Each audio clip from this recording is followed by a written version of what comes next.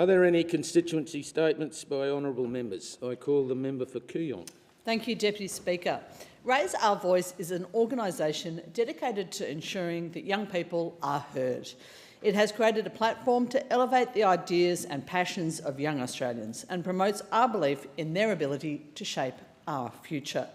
I have great pleasure in supporting Raise Our Voice in Parliament, and today I share with you the inspiration of Kooyong constituent Alana, aged 16, who tells us what steps the government should take to build a better tomorrow for young Australians. Alana wrote, "As children, we would all ask questions like, why is the sky blue? Or, why do birds fly? Unfortunately, this curiosity often fades as we grow older. When we do not nurture and encourage this fascination, too many people become disconnected from the discipline that thrives on curiosity, that is, science. A better tomorrow will come when we protect the curiosity and wonder of young Australians today. Science should be embedded within every system of our society, from schools to parliaments. It answers questions and it creates solutions about the world we live in. It shouldn't rise and fall with the election cycle or be subjected to political fluctuations. When we apply a scientific framework into every sector of our society, people become more educated. Information becomes more accessible. Research receives more funding, very close to my heart, Alana, thank you, and decisions are made based on evidence in a way that helps all Australians. Climate policy, healthcare, industry growth and education can all be strengthened by science. Young Australians are ready to ask big questions, and we need a government that can answer them. Protecting science from politics, funding it consistently and fostering curiosity will build an Australia on the foundations of truth, flexibility and opportunity. This is the tomorrow that young Australians ask you to build today." Thank you for those words, Alana. They're absolutely inspiring. I believe every word that you said, and I'm just completely behind you. It was a great honour to raise your voice in Parliament today. Thanks again. I call the Minister for Housing, Homelessness and Cities.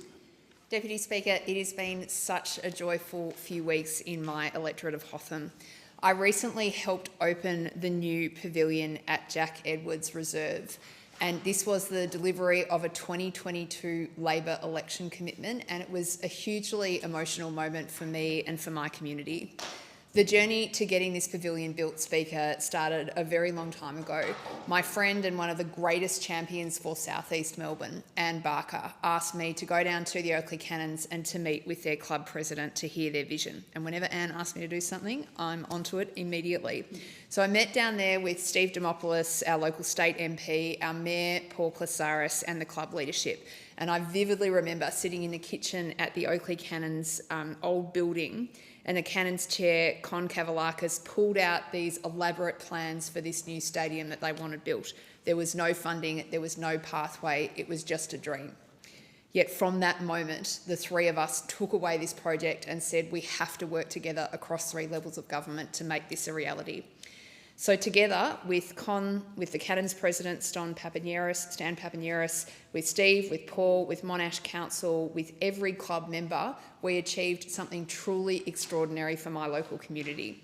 So this is thanks to a $2 million commitment from the Albanese government, along with very significant support from the Victorian government and an historic commitment from our Monash City Council and the support of the Oakley Cannons themselves and their community.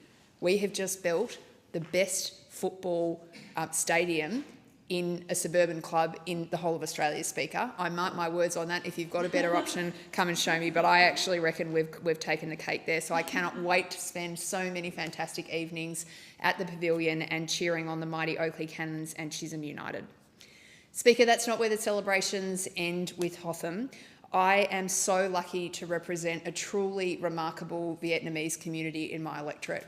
This is a community of people, many of whom arrived in Australia in the 1970s and 1980s with nothing but the clothes on their back. They are the backbone of entire suburbs in the southeast of Melbourne today.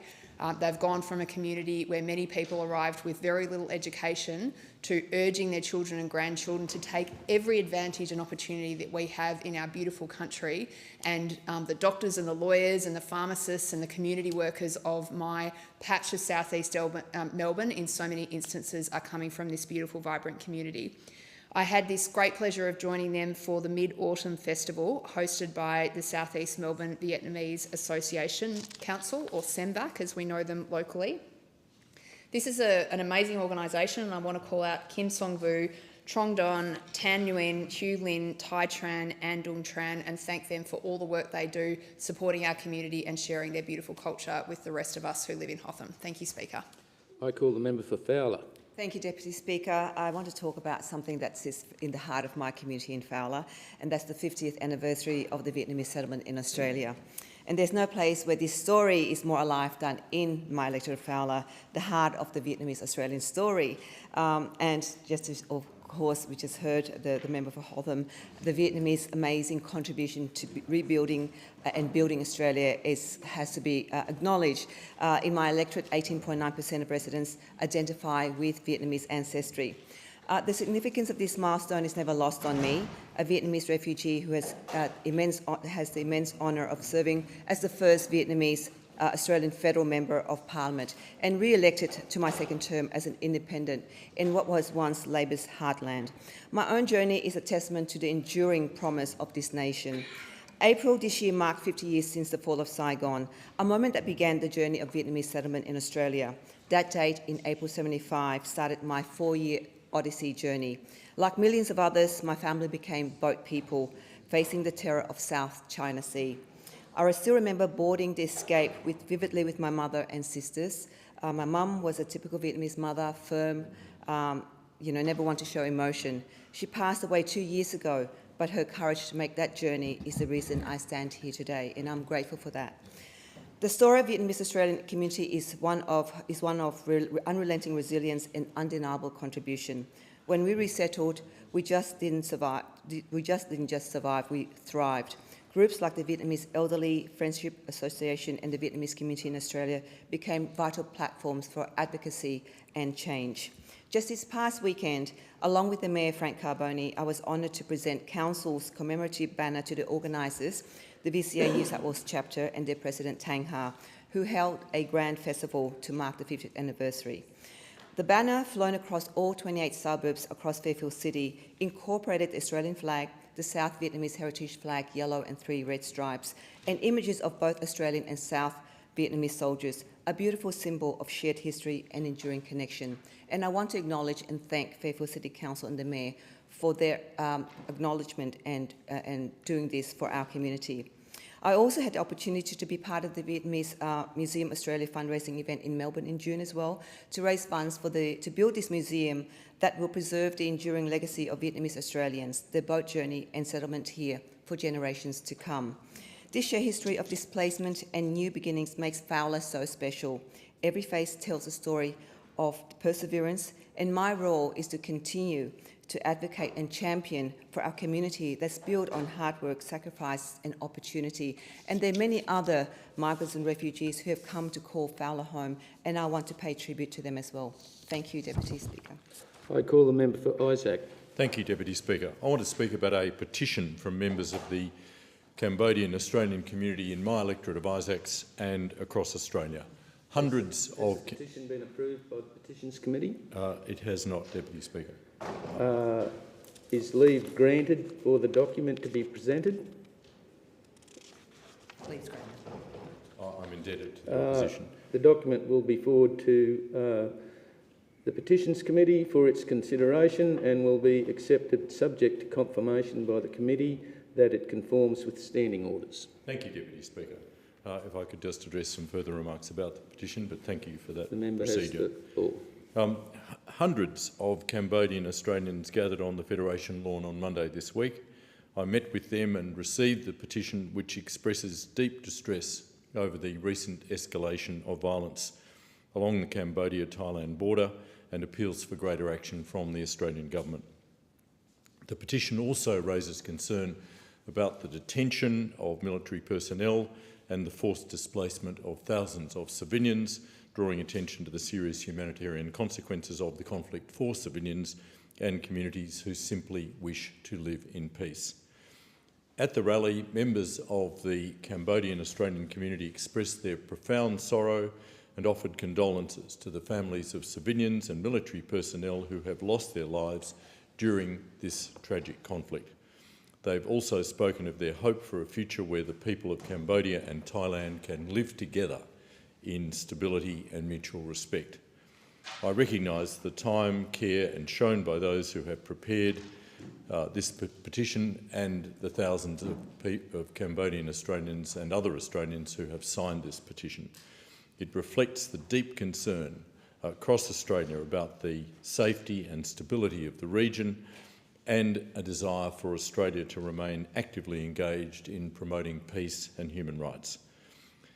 This conflict is not distant to many in my community. I've spoken with families and community leaders who are deeply anxious about the safety of travel, the safety of loved ones in the region.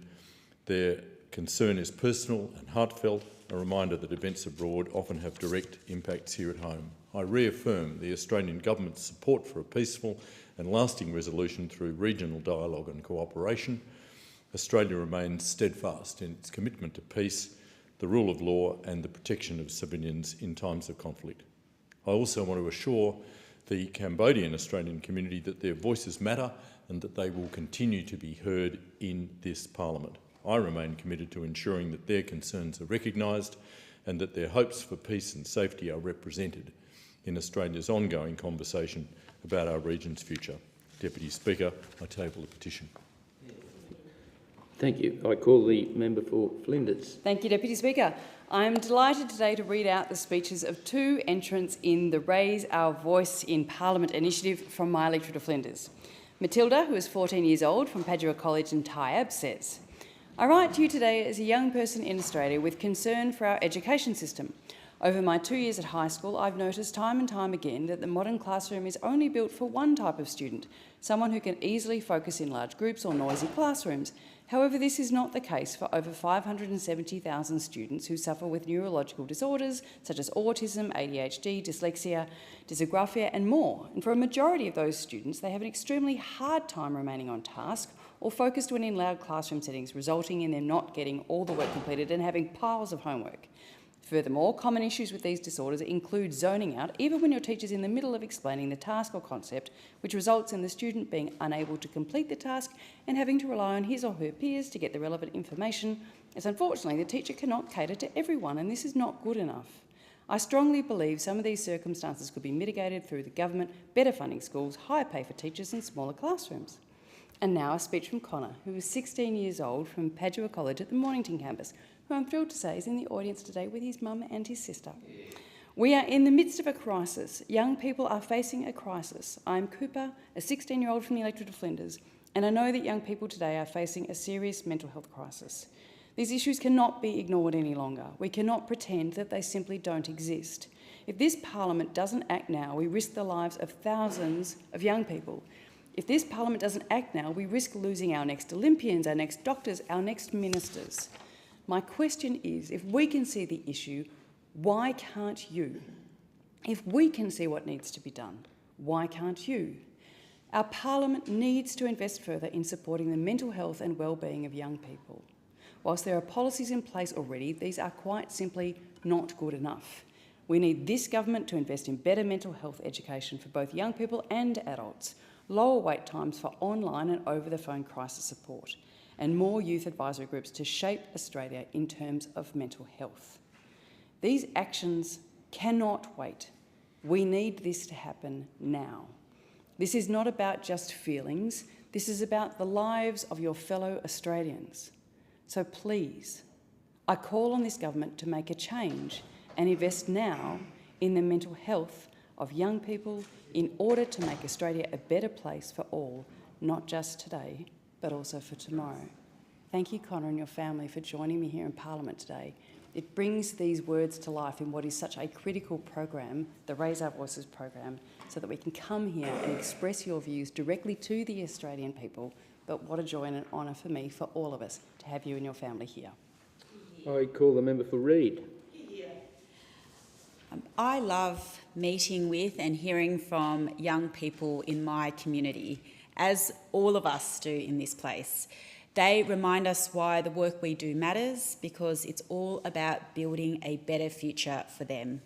And today I'd like to deliver the words of two outstanding young people in my electorate. Kayla, who took part in the Raise Our Voice campaign, and Bailey, a high school student who recently joined me for work experience. Kayla said in her speech, "I believe the government should create a new school subject that teaches us real life skills like managing ourselves, money, and relationships. First, managing ourselves. Knowing facts is great, but it won't help if we can't manage stress or bounce back from failure. This skill helps us build good habits like going to bed on time, staying calm, and doing the right thing, even when we don't feel like it. It helps us take control of our time, our thoughts, and our actions, which affects everything we do in life. Next, managing money. We all need to know how to budget, save, and spend wisely. My dad is a financial planner, and he's told me many stories of adults who feel stressed because they never learnt this in school. Finally, managing relationships. This means understanding others, working in teams, and handling conflict calmly. Skills like communication and empathy are just as important as maths and English. If we learn these skills early, we'd be more confident, capable, and ready for the real world. Let's not just learn facts, let's learn how to live. That's how we build a better tomorrow for young Australians." And I agree. Bailey, during his time in my office, also reflected on what it's like growing up in Australia today. He said, "Growing up in Australia right now feels like standing on the edge of something huge. I'm still a teenager, but I can already see how tough things are going to get when I get older. Between school pressure, social media, and trying to figure out where I want to go in my life, it's easy to feel overwhelmed. There's this constant pressure to succeed, to look perfect, to know exactly what you want to do with your life. I'm still figuring it out, and that should be okay. But it doesn't always feel like this. I also worry a lot about the world I'm growing up in. Climate change is a real problem. It feels like my generation is expected to fix everything, but we don't even know where to begin. Young Australians like Kayla and Bailey inspire me to work harder. They're smart, compassionate, and determined to shape a fairer future, a kinder Australia, and we need to offer them hope as parliamentarians. I call the member for Capricornia. Thank you, Deputy Speaker. I rise today to speak about an extraordinary opportunity for our region, the proposal for Rockhampton to host the rowing and canoe sprint events for the Brisbane 2032 Olympic and Paralympic Games. This is far more than just a sporting event. It's a generational investment in the Rockhampton's region's future, one that has potential to transform our city, strengthen our economy, and showcase the incredible beauty and spirit of central Queensland to the world. Hosting Olympic events on the Fitzroy River will place not only Brisbane, Rockhampton and the wider Capricornia region firmly on the global stage. It will allow the world to see our stunning landscapes, from our pristine beaches and tropical islands to our rugged hinterland, and to experience the warmth, pride and resilience of our people. The 2032 Games are being designed with a strong focus on legacy and regional inclusion. The 2032 Olympics is about ensuring that communities like Rockhampton benefit for decades to come. Through upgraded infrastructure, improved connectivity, tourism development and support for grassroots support, the Games will set up our region for lasting prosperity. For Rockhampton, this opportunity brings tangible long-term benefits. The proposal includes a new athlete village within the Rail Yards Rejuvenation Precinct, designed to be converted into permanent housing after the Games, upgrades to the Fitzroy River and the Fitzroy Rowing Club, establishing our city as a premier venue for elite-level rowing and canoeing, improvements to the Rockhampton Ring Road as part of the $9 billion Bruce Highway upgrade between Brisbane and Cairns, a vital project enhancing transport, safety and economic connectivity across Queensland, access to the $250 million Games On program dedicated to upgrading grassroots sporting clubs, ensuring our local athletes, volunteers and communities benefit directly. The economic uplift from hosting the Olympic events will be enormous. Independent analyst KPMG projects that Brisbane 2032 will deliver over $8.1 billion in direct economic benefits to Queensland and create more than 91,000 jobs statewide. If Rockhampton were to capture even 1 to 2% of that impact, it would mean an injection of $800 million to $160 million in our local economy and support up to 1,800 jobs over the next 2 decades. Visitors will discover our beautiful coastal communities of Yeppoon and Emu Park, explore the breathtaking Capricorn Caves, enjoy Australia's finest beef and savour an array of boutique cafes, restaurants and distilleries like the Reef Distillers. Better still, Deputy Speaker, our rowing and canoeing facilities will become a national and international training hub for the next generation of champions. The Brisbane 2032 Olympic and Paralympic Games presents a once-in-a-lifetime opportunity for Rockhampton and Capricornia. It's about putting Rockhampton and regional Australia on the map for years to come. Thank you. I call the member for Patterson. Thanks, Deputy Speaker. As September came to an end, so did another incredible footy season across our region. And with it, the grand finals, the late-night training sessions, the nerves, the triumphs, and yes, a few coaches who were absolutely hanging on by a thread, and not to mention those refs, as the member for Werriwa sits beside me, who was a football ref in her time as well. But this year felt different. It was special. It was one of those years that reminds you why community football and sport matters so deeply to who we are. The 2025 Newcastle Rugby League Club Final Series was a showcase of pure local talent, and right at the heart of it were the mighty Maitland Pickers. The Pickers didn't just compete, they dominated. They were represented in those grand finals in 3 of the 4 grades: reserve grade, the Women's League and first grade. That's an incredible achievement and a testament to the strength, depth and community spirit of this proud club. Now, Deputy Speaker, I can't go without mentioning a friendly rivalry that played out in the men's grand final. The member for Hunter, Dan Repicoli, had his Cessnock Goannas take on my mighty Maitland Pickers. And while the Goies gave it a red-hot crack, they were no match for our Pickers. They did play well, but I think 30-8 kind of tells the story there. Well done, Pickers, but keep going, Goannas. Sorry, member for Hunter. And just to rub salt into the wounds there, it was their 4th consecutive win in grand finals. We are dominating. 4 years in a row. That's not luck, that's hard work, belief and an extraordinary work ethic. But Deputy Speaker, I have to say it was the women's grand final that was really extraordinary, and it's been talked about across the region too. For me, it was a battle across the electorate. The Maitland Pickers playing the Great Northern Hawks based in Port Stephens, and what a contest. The first whistle blew, of course, and the final siren, but both teams played with heart, determination and incredible skill. The game was fierce, full of passion, and in the end, just a single point separated the 2 teams. It was just incredible. They played into overtime. You wouldn't have gotten a better game of footy anywhere in the world. The match wasn't just about sport, it was about progress. It was about the power of women's sport. And for years, I grew up with girls who were playing with their brothers in the backyard who were dreaming of pulling on the colours for the Pickers and the Hawks and the Curry Bulldogs. And finally, those women are doing that, and I couldn't be happier or prouder. Everyone in our community is proud of that. You know, their brothers, their husbands, their mates. We're all so pleased to see women playing rugby league. It is really a testament to how amazing and fantastic football can be. So today I want to congratulate each and every player, coach, volunteer, supporter and ref. Yep, we do love our refs. Well done, and may the footy be just as great next year. I call the member for Barker. Thank you, Mr Deputy Speaker. Well, Mr Deputy Speaker, I've spoken on a number of occasions in this place about the dire situation that farmers across much of South Australia were facing. Unprecedented drought, much of which nobody could recall in living memory. I thought I'd give an update. We've been blessed across spring with average to better than average rainfall across much of regional South Australia. In fact, in parts of my electorate, you couldn't imagine for a better break. But unfortunately and cruelly, that hasn't been experienced universally. And there is a portion of my electorate that is now entering what could be the second, if not the third consecutive year of drought.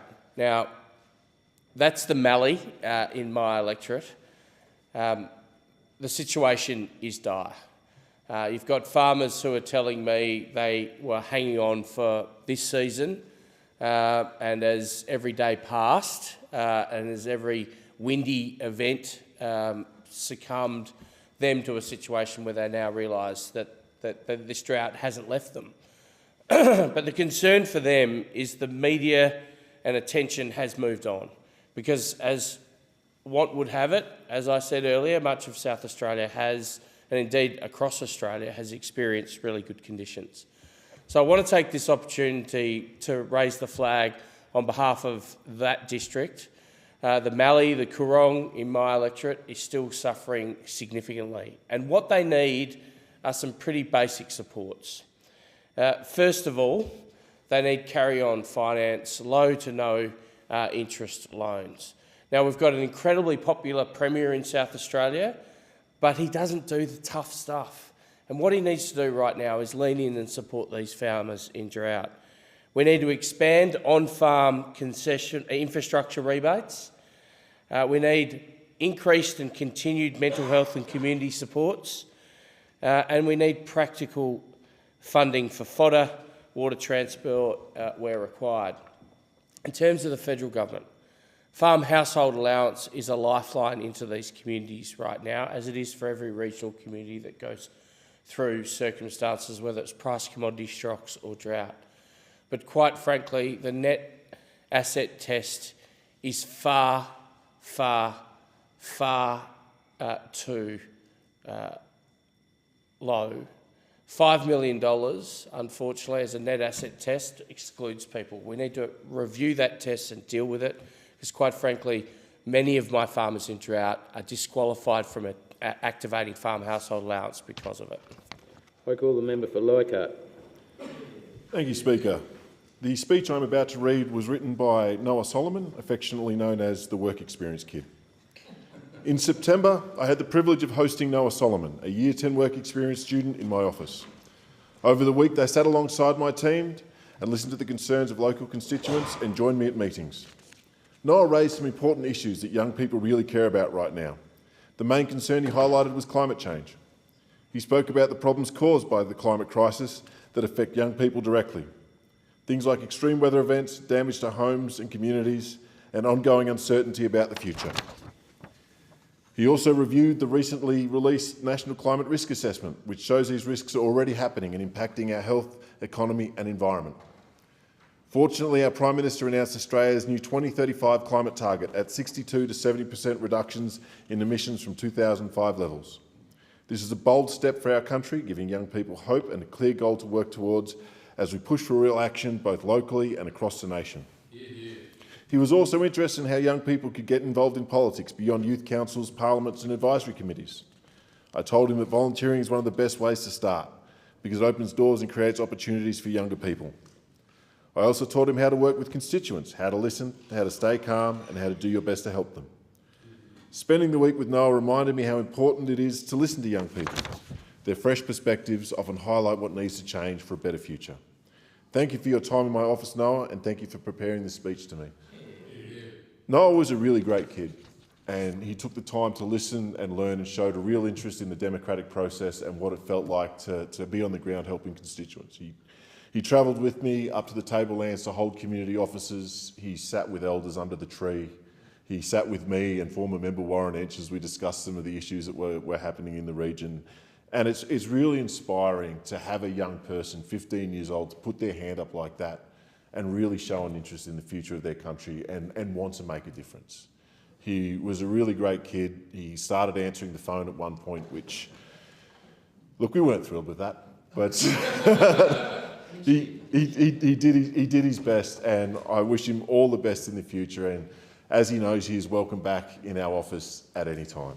Thank you, Speaker. I call the member for Lyne. Deputy Speaker, I rise to condemn the actions of Telstra, which has announced that it will shut the doors of its Taree store on Monday the 10th of November. As if the Taree community hasn't already been through enough. In Telstra's eyes, catastrophic floods that have left people without their homes and livelihoods wasn't enough of a kick in the guts.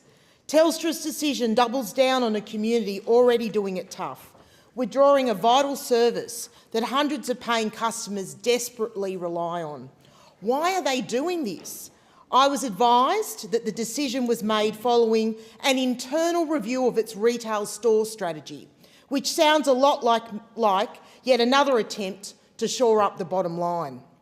Telstra has tried to justify this move by saying that the Port Macquarie and Foster stores will remain open and that customers can continue to access support through online services, the My Telstra app or contact centres. Let's be real, Telstra. These are dismal attempts to replace face-to-face contact, particularly for a community that is the oldest in the country. Most people who seek assistance from in-store staff are there because they need face-to-face service, not an online bot or someone sitting in an overseas call centre that they struggle to understand. Louise from my electorate said that a mobile issue was unable to be resolved by Telstra over the phone.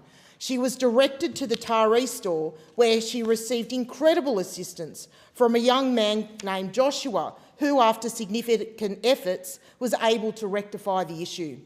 By Telstra's own admission, the issue could only be resolved face-to-face. So why are they taking away this option for the people of the Manning Valley? They expect customers like Louise to travel to the already very busy stores of Foster and Port Macquarie, which are at least 40 minutes to an hour away. And how long is it before these locations follow suit and close their doors? If Telstra is anything like the big banks, which is increasingly proving itself to be, it won't be long before these stores close too. And what about the staff? While some of the employees will be relocated to other stores, not all of them have a job to go to. Now, I've entreated Telstra to reverse its decision. As of yet, I have not received a fulsome response to this request. I am sick of Telstra and its corporate buddies raking in billions of dollars in profits a year at the expense of its loyal customers. The government must step in and ensure that consumer rights are no longer trampled on by corporate Australia. Telstra seems to have forgotten for whom it works for. Well, let me remind them. You work for customers, the very people that put you in your position of unprecedented wealth and power. And if you will not maintain a presence in Taree, then I'll be calling on the government to legislate that you must. I call the member for Banks. Thank you, Deputy Speaker. I rise to acknowledge some of the community groups in my electorate who I've had the pleasure of meeting with over the last few weeks. The Mid-Autumn Festival is an important date in the calendar for Chinese Australians. The festival celebrates the end of the autumn harvest and dates back over 3,000 years in Chinese culture. This was a very special Mid-Autumn Festival for my family this year, as it was the first one for my baby daughter Dorothy. I was able to join the Georges River Association for their celebrations in Hurstville, alongside the member for Barton, as well as local Georges River councillors Leon Pun, Elena Encelotti, Gerard Hayes, Thomas Gow and Ben Wang. It was a fantastic celebration of Chinese Australian culture, including the unveiling of a mega mooncake. Spectacular stuff. Congratulations to the Georges River Association for putting on a fantastic event. Secondly, Deputy Speaker, the St George Australian Football Club have been playing Aussie rules football for nearly 100 years, now fielding 8 teams across both men's and women's competitions each week at Olds Park in Penshurst in my electorate. It was my pleasure to attend their presentation night a couple of weeks ago in Oatley with the member for Barton and both state and local government colleagues.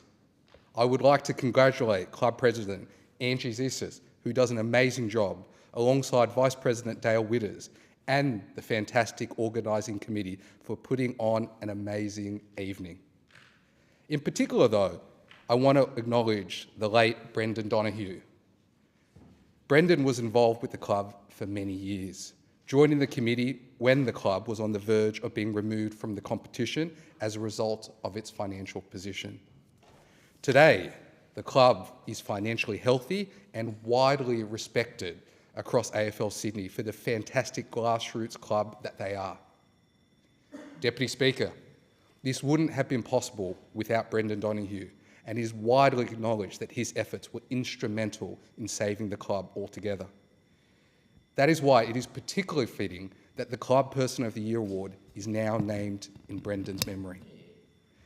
This year, it was awarded to Sabrina Sayers in recognition of her work in developing the club's social media presence, leading the way amongst AFL Sydney clubs, and would just about rival any professional club across the country. I want to say from the bottom of my heart, congratulations, Sabrina, for all the worthy winners across the club for another successful year in AFL Sydney. Congratulations. Congratulations to St George Australian Football Club for a fantastic season. I call the member for McPherson. Thank you, Deputy Speaker. When I launched my inaugural McPherson Honours Awards, I did so to recognise these everyday people who make an extraordinary difference in our community. Those who volunteer, lead and lend a hand, not for praise or recognition, but because they understand that a small act of kindness, no matter how large or small, can change lives. This year we received more than 150 nominations from right across the southern Gold Coast. With every nomination I was blown away by the compassion, generosity and spirit of service that runs so deep through our community. Each story reminded me that the heart of McPherson beats strongest through its people, those who serve not for noise but for impact.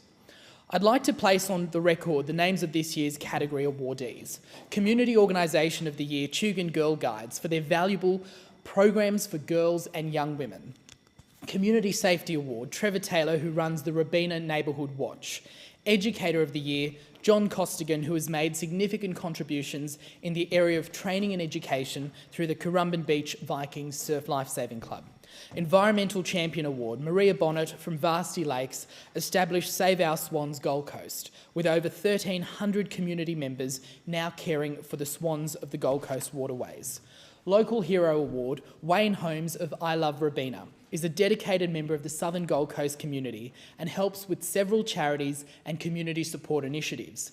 Service Club of the Year, Currumbin RSL, who represent the gold standard of what a community organisation should be.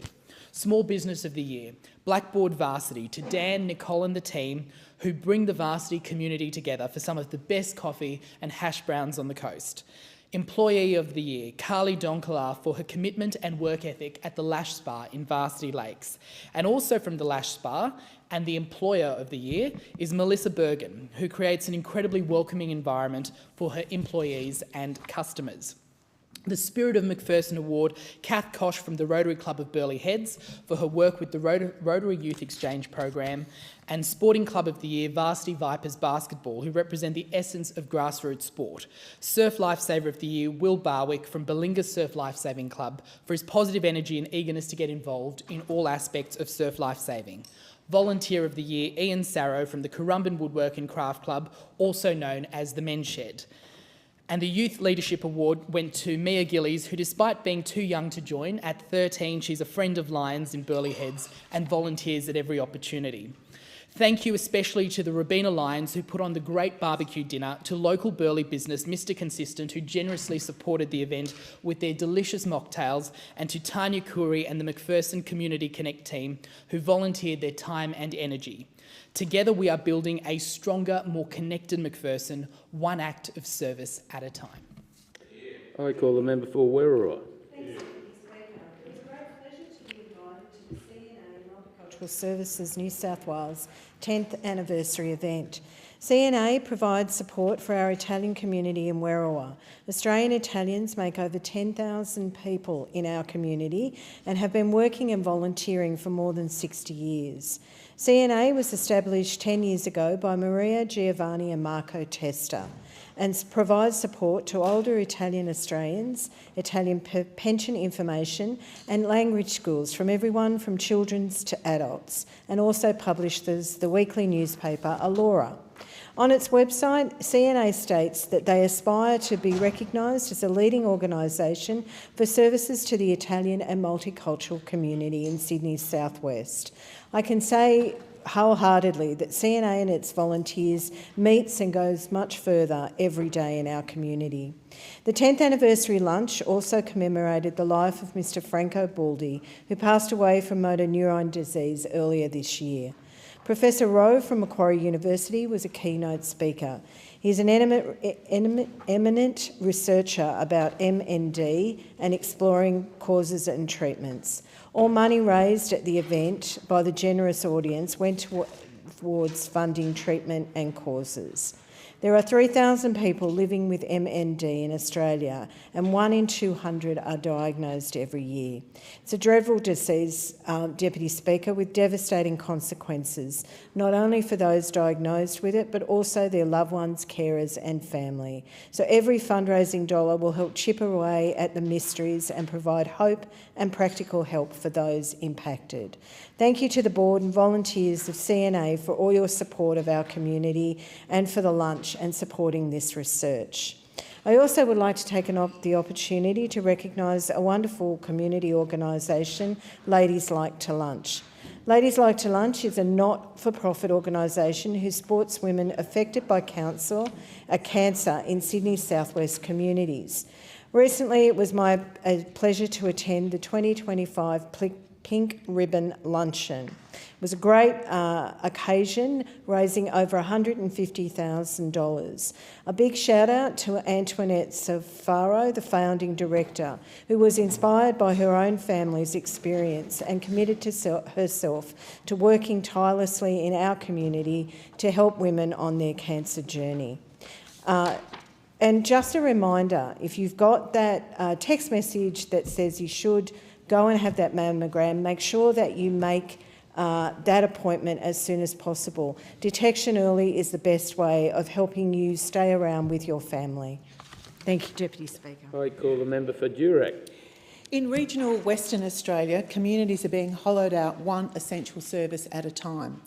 Whether it's losing their last bank or struggling to keep a doctor in town, locals are being left to fend for themselves as services disappear and costs rise. I've received an email from the CEO of the Shire of Cunderdin, Mr Stuart Hobley, following Bendigo Bank's announcement that it would close its Cunderdin agency. Sadly, that closure went ahead last week.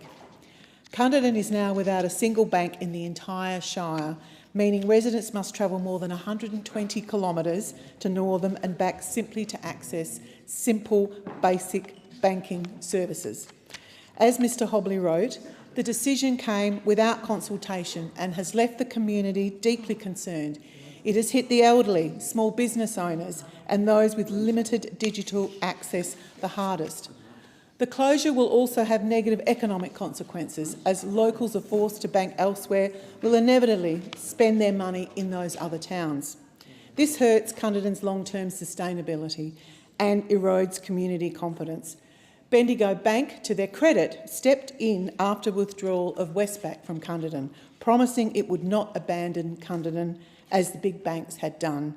Yet here we are again, another regional town is being left behind.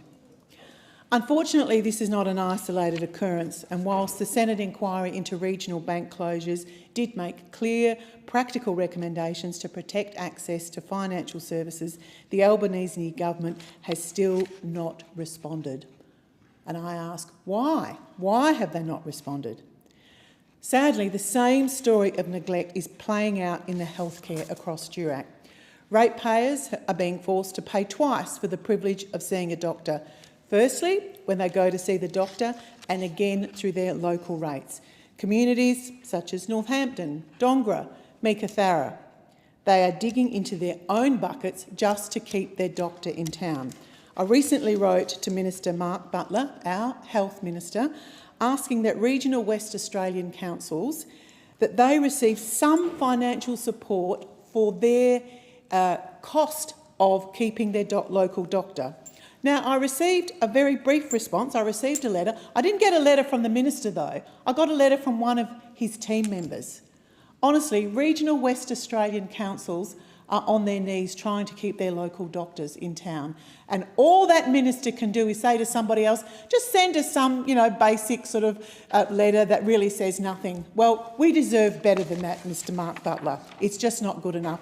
Local governments should not have to become the healthcare providers because Labor has failed to deliver the incentives needed to attract and retain doctors in regional and remote Western Australia. The people of Durack deserve much better, Minister Butler.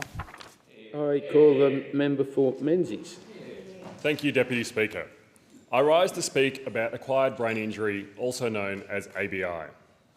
I recently met with a constituent, Nicola Harris, who bravely and generously shared her story with me to advocate for better awareness and support for people with ABI. She gave me permission to share her story here today. Nicola was 9 years old when she was run over and sustained a brain injury. Later, when she was working at a hospice, she was groomed by the head of pastoral care. The abuse continued for 15 months and left her deeply traumatised. She disclosed the abuse to a friend. 2 weeks later, she was dismissed. For many years, she believed it was her fault and thought she had been dismissed. She thought she was not good at her job because of her injury. It was only when she saw a psychologist 30 years later that she learned she had been groomed and that her dismissal was related to concerns that she might have reported what had happened. This is her story, and she continues to live each day with the challenges that come from having something invisible to others but which has a profound impact. Her story is one of frustration at being constantly misunderstood, but it is also a story of incredible strength. Nicola did not only share her story, but she also strongly advocated for better understanding of her condition. 1 in 45 Australians live with an ABI. It can result from trauma, stroke, infection or substance abuse. Yet despite how common it is, awareness and understanding remain very low. Deputy Speaker, ABI is often called a silent injury. There are often no signs or symptoms on the outside. Because there may be no visible signs, this can lead to misunderstanding and stigma.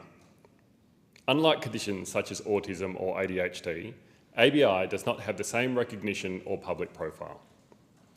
Many people with ABI spend their lives trying to appear normal. Every day is spent managing fatigue, confusion and mental overload. It is exhausting, and yet they are too often judged as lazy or unmotivated. In reality, ABI can reduce executive functioning, making it harder to plan, remember and control emotions. For many, nothing feels automatic anymore. Every task requires effort and concentration. Deputy Speaker, ABI also increases vulnerability. People with ABI are more likely to be taken advantage of, manipulated or abused. Inspired by Nicola, I stand today to raise awareness. ABI deserves to be better recognised in our national discussions on disability and neurodiversity. Awareness would reduce the social and emotional costs of exclusion and misunderstanding. We need education, training and public awareness so that employers, teachers and health professionals can better understand ABI. Thank you, Nicola, for sharing your story and for your advocacy. Thank you, Deputy Speaker. I call the member for Bowman. Thank you, Deputy Speaker. I recently had the honour of attending the National Police Remembrance Day service hosted by the Redlands branch of the Queensland Retired Police Association. Each year on the 29th of September, we pause to honour and remember the men and women of our police services who have lost their lives in the line of duty. It is always a solemn occasion, a time for reflection, gratitude and deep respect for those who served our communities with courage, integrity and unwavering commitment. Redlands community members came together not only to mourn those we have lost, but also to celebrate the lives they lived and the legacies that they leave behind. Those we honoured were more than police officers. They were parents, partners, friends and colleagues. They were people who chose a life of service, guided by a deep sense of duty and compassion. They wore the blue uniform with pride, dedicating themselves to protecting others, often in the face of great risk and uncertainty to themselves. Their courage reminds us of the selflessness at the heart of policing, and their sacrifice reminds us of the true cost of public service. A total of 151 Queensland police officers have fallen in the line of duty since 1861. At the National Police Memorial in Canberra down the road here, 832 fallen officers from across the country are now honoured. We owe a continuing debt of gratitude to each of them and to the families who carry their memory with strength and grace. These families remind us that behind every officer is a network of people who also bear the weight of their service, with quiet pride and unwavering support. During the service in the Redlands, we also acknowledge the men and women currently serving in the Queensland Police Service and in police forces across our region. Their professionalism, their compassion and their dedication keep our communities safe and uphold the proud traditions of those who came before them.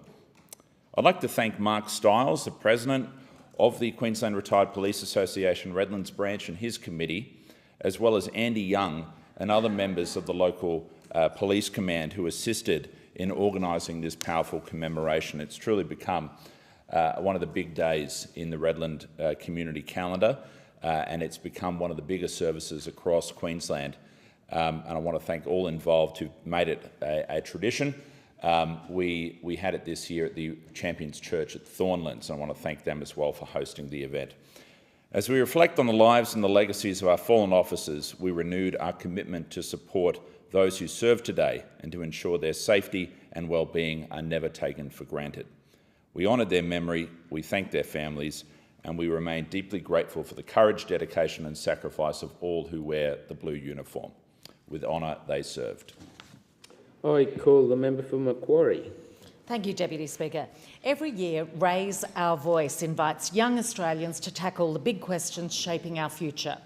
This year's Macquarie winner is Rowan, and I'm delighted to read part of his speech, which focused on the challenges ahead of us domestically and internationally in trade, human rights and environmentally.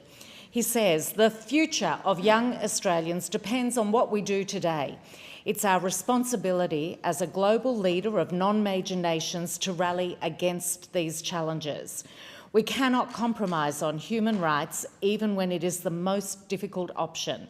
We must defend the freedom of the press and the rule of law, which are so often threatened in the name of national security, to allow our youth to grow up in a safe, democratic and dynamic nation where rights and freedoms are protected.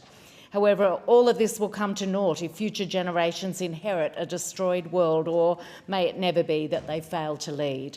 The government must provide Australia's youth the education and opportunities needed to develop through enhanced critical thinking in the face of AI and misinformation, an understanding of basic principles of economics, history and culture, and a reduced voting age to empower those most at stake to defend themselves against those without their interests at heart. If we fail to act, we leave our youth an unjust, unsafe and unprepared world." And those are Rowan's words. And I also acknowledge the efforts of Harper, Meekie and Bronte, who wrote about the importance of access to school sport, of quality education and of policies focused on the younger generation. I commend them all on their thoughtful and worthwhile contributions to this debate. Deputy Speaker, there was another young person's speech delivered in Parliament this week, this one by 11-year-old Theo Carson-Drevers from the Blue Mountains, who spoke with confidence to a room full of politicians. It's part of an annual event where children with hearing loss from across Australia and New Zealand come to Parliament. And this year's theme, "The Power of My Team," highlights the life-changing role of early access and team-based care in helping deaf children build confidence, communicate and thrive. I'd introduced Theo, who was the New South Wales representative, to the Health Minister just before the event, and Theo assured the Minister that he wasn't at all nervous, and indeed his speech was delivered with humour and a maturity well beyond his young years. Theo's a powerful example of what's possible when you bring together technology like cochlear implants with multidisciplinary support, including speech therapy and family support. I'm sure his teachers at Wycliffe have also played a role, and thanks to Chris Rains, CEO of Next Sense, another Mountains local, who was there to support young Theo. I call the member for Goldstein. Thank you, Deputy Speaker. Deputy Speaker, each year the Raise Our Voice competition invites young Australians to answer a powerful question. What steps should the government take today to build a better tomorrow for young Australians?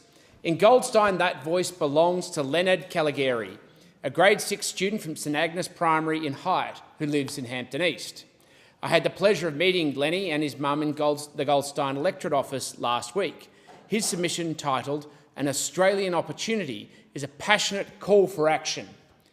Here is Leonard's vision for a better Australia. The Australian youth crime rate has skyrocketed in these past few years. A proven way to tackle crime is by creating localised sport and community programs. Children and teens who participate in these types of programs are less likely to reoffend. Programs like this can change the outlook for these small groups of reoffending youths in our area and will in turn have a positive impact in creating safer communities. Another reason Australia has been negatively impacted by crime is because of our weak bail laws. This is particularly in Victoria. It states in Bail Act 1977, if one is granted bail, they must abide by the laws of probation. It seems that this is ignored. If we can't change the outcome at the root cause of these criminals, we must protect our communities at enforcing stricter probation and bail laws. For a better Australia, we also need cheap and reliable energy. Soon, kids from my generation will not have the same opportunities that previous generations had in Australia because of costs of living pressure. Energy bills keep rising and rising, and for some reason we are so focused on climate change that we rebut against nuclear power, which provides safe and affordable power. That's my outline for a better tomorrow for Australia, for the future of millions of kids. Lenny's words are a call to action. Not only does he marry the challenges we face, but he looks to solutions. He's a reminder that the decisions we make in these walls don't just shape the present, they shape the future as well. Lenny has seen the challenges we face, rising crime, cost of living pressures and energy insecurity. But he also sees those solutions and believes we can see through them, lead through them, and that's our task. He believes in the power of community, in the importance of fairness and safety, and in the promise of innovation. And I'm so excited that he was part of this important program and the opportunity to be able to read out his speech. But most importantly, Lenny believes in Australia. He believes in its future and he believes in its capacity to be part of building a better future for future generations. He believes that we can do better, not just for himself, but for every child who dreams of a future filled with opportunity, safety and hope. So I just want to say, congratulations, Lenny. I call the member for Cunningham. Thank you, Deputy Speaker. Today I am reading speeches written by two young people in my electorate as part of the Raise Our Voice in Parliament campaign. The first one. My name is Poppy. I'm 14 years old and my federal electorate is Cunningham. It is a human right to be confident that drugs and other treatments recommended by medical doctors are tested on groups representative of the entire population. Women experience many more accidental drug overdoses than men because recommended dosages are based on the average male body. Women are also at higher risk of unwarned adverse drug reactions because more men are tested than women in clinical drug trials.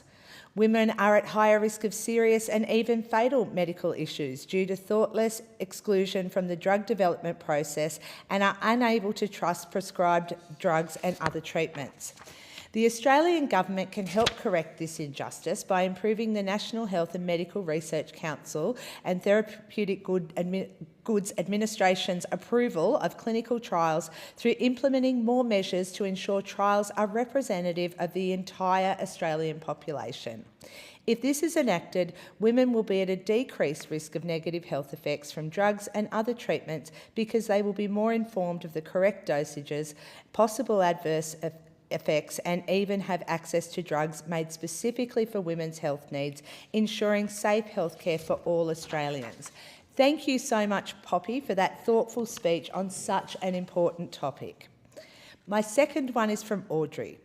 Hi, I'm Audrey. I am 12 years old and my electorate is Cunningham. I am the business manager and founder of Sharky's Sharpening since 2021. It's a knife sharpening business. The experience of running a business has enabled me to become more confident, improve my communication with people, build resilience and gain a diverse range of general business skills. I believe the government should initiate classes committed to teaching young students about how to start and run a business and the benefits of doing so.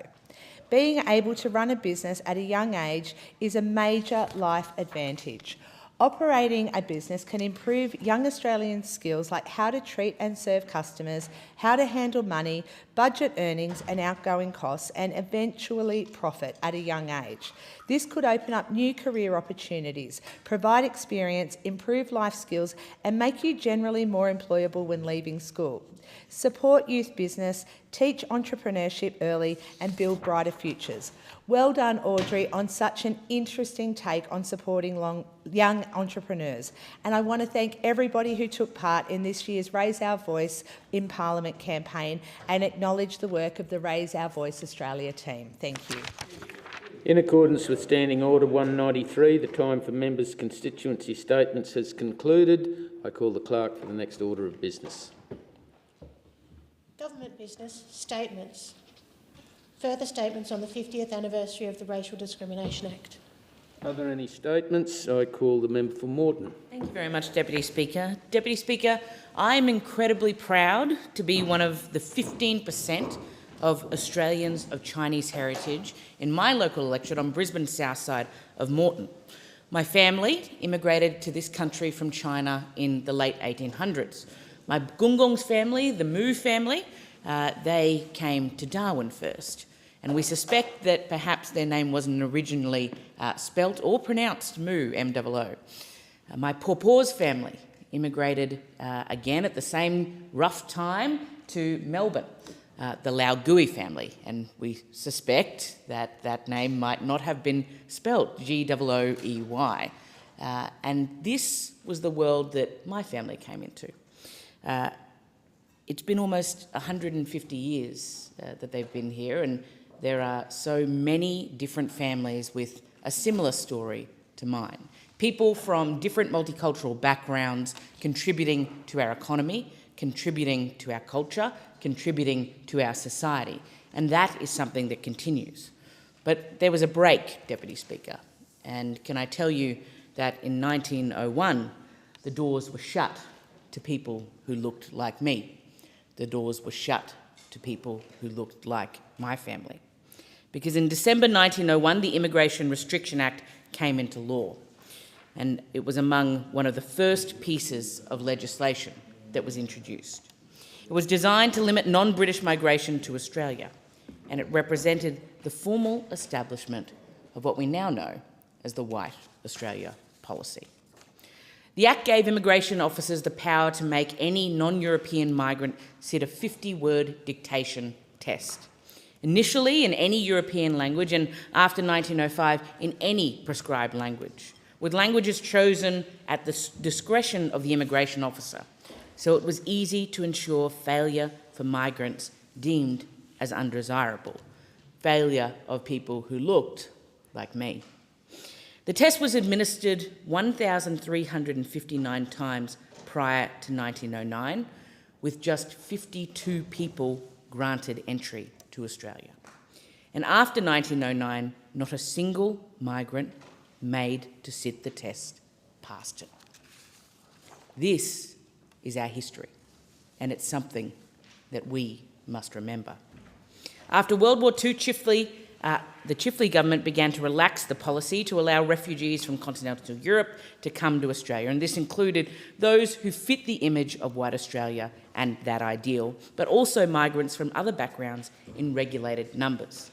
In the 1970s, the Whitlam government, a Labor government, completely eliminated it. Deputy Speaker, the first piece of federal legislation to make racial discrimination unlawful in Australia is the Racial Discrimination Act. It was introduced by the Whitlam government, passed on the 11th of June 1975, and today and this year we celebrate its 50th anniversary.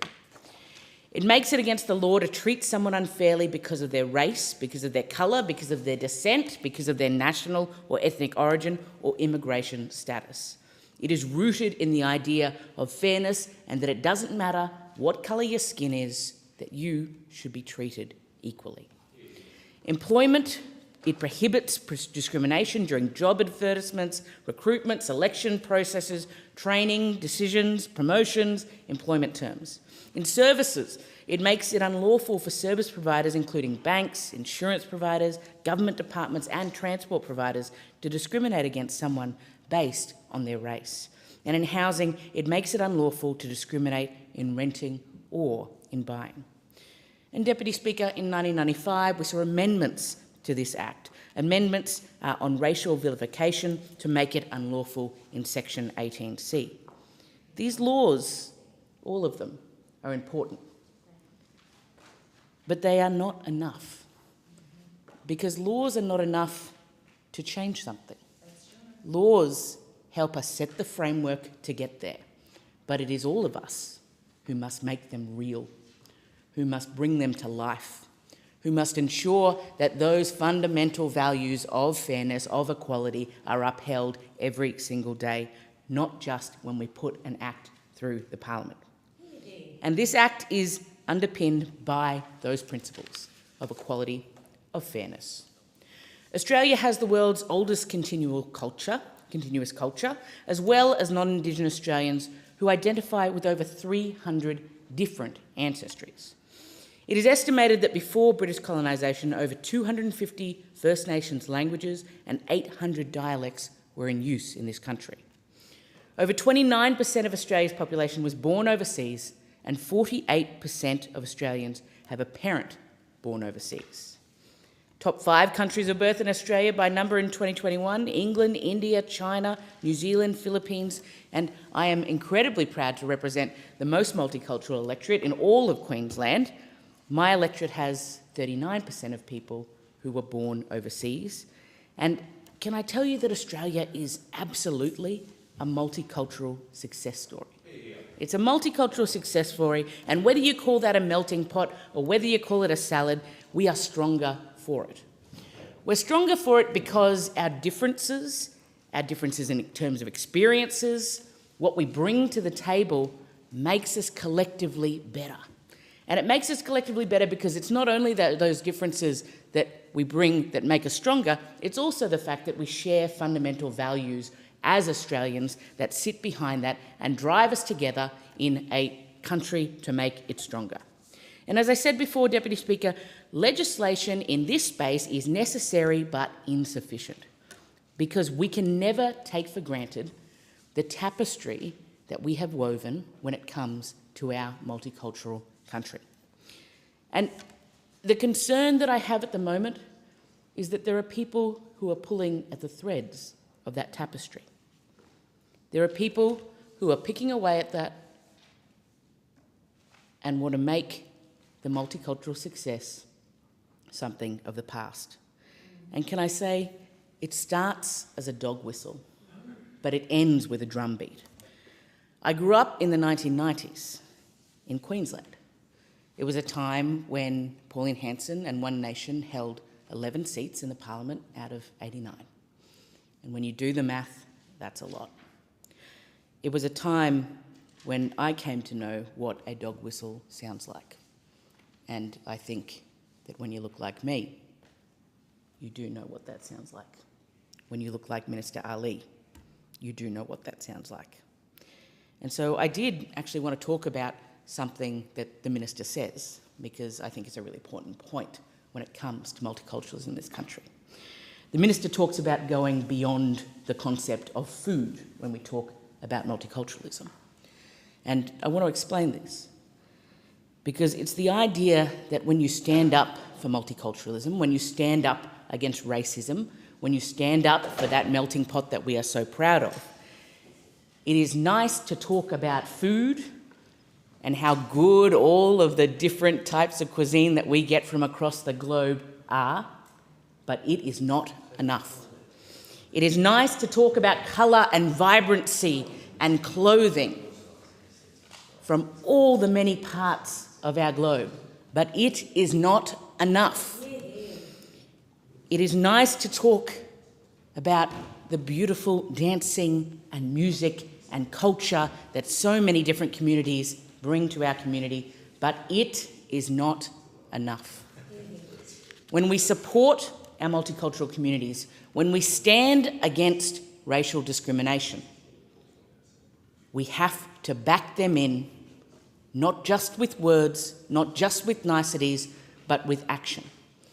And so, Deputy Speaker, I say to our multicultural communities, to those who've experienced racial discrimination, to those who've experienced the hurt that can come with people treating you differently for what you look like, I say that Labor stands with you. We stand with you not just on today as we celebrate an important milestone with the Racial Discrimination Act, but we stand with you every single day, and we will back you in. Anniversaries give us the opportunity to reflect. They acknowledge those who've made differences, from First Nations people through to the myriad of ethnic communities who have made a big impact on this country, economically, socially, culturally. We all make a difference, individuals, community organisations and government. And I see this every day in my electorate of Moreton. But this anniversary is also a reminder that we must continue to fight for what we believe when it comes to racial discrimination. I thank the member for Moreton and I call the Minister for Multicultural Affairs. Thank you so much, Deputy Speaker. Can I take a moment to congratulate the member for Moreton on her excellent contribution on this occasion of the 50th anniversary of the Racial Discrimination Act. It is indeed an honour to serve with her in this Parliament. And as the member for Moreton mentioned, today we mark the anniversary, the 50th anniversary of the RDA, or the Racial Discrimination Act from 1975. It was the first law to recognise and protect the right of everyone in Australia to be free from discrimination based on race. Now, 50 years on, Australians take great pride in our free and democratic country where all of us have the right to live without fear of discrimination and free from acts of intimidation and violence on the basis of race, ethnic or cultural heritage. Deputy Speaker, modern Australia is a migrant nation. It is who we are. And the Racial Discrimination Act underscores and protects this vital part of our proud nation. Our multicultural success belongs to all Australians, every single one of them, no matter where you came from or no matter where your parents came from and no matter how you came to be here. Half of all Australians were born overseas or have a parent born overseas. And Deputy Speaker, my story is one of those stories. I'm an Australian, but I'm also a migrant. At the age of 2, my family chose Australia, settling in the western suburbs of Sydney. We quickly became part of our local community. We had neighbours from Britain, from New Zealand, but also from China, from Greece and from the former Yugoslavia. My Australia is defined by my childhood in the suburbs where we would gather under the hot sun to play a game of legendary Aussie driveway cricket. We improvised wickets out of garbage cans, pausing only intermittently to move the wickets to allow cars to pass by. And there we played for hours, hours under the hot sun and on that hot tarmac, interrupted only by the cry of parents standing on the front porch, letting us know that it was time to come inside for dinner. And as each child's name was called out in the dusky sky, a different accent could be made out. Greek, Italian, English, Irish, Indian, Swedish, Chinese, Arabic, Australian. Nobody made fun of each other's strange names or the funny ways that our mothers or fathers would call out for us. Deputy Speaker, under this 48th Parliament, our House of Representatives is the most diverse it has been in the history of this nation. And it is richer because of it. At the 2025 election, Australians across the nation voted overwhelmingly for a parliament that looks like the community it represents.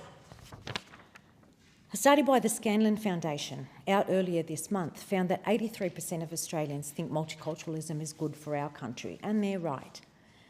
The Albanese Labor government unequivocally stands for multiculturalism, reflecting our national identity. I'm honoured to be appointed as the first standalone Cabinet Minister for Multicultural Affairs. Fantastic, Minister. Thank you to my colleagues for their interjections there. Make sure they're recorded in the outside. And with the launch of the Office for Multicultural Affairs, we now have a means to truly drive a cohesive and renewed approach to multiculturalism, one that fits in with our modern multicultural Australia. It's an opportunity not only to celebrate the richness of our diversity, and the member for Moreton spoke so eloquently on what that means, on how we move beyond celebration, how we move beyond the valuing of food, as long as it tastes like chicken, colours and festivities, to really valuing and acknowledging multiculturalism as a fundamental aspect of who we are. Multiculturalism is the mainstream. It's the mainstream. It's not a semicolon and, it's not a postscript, it's not a nice to have, it's not an afterthought.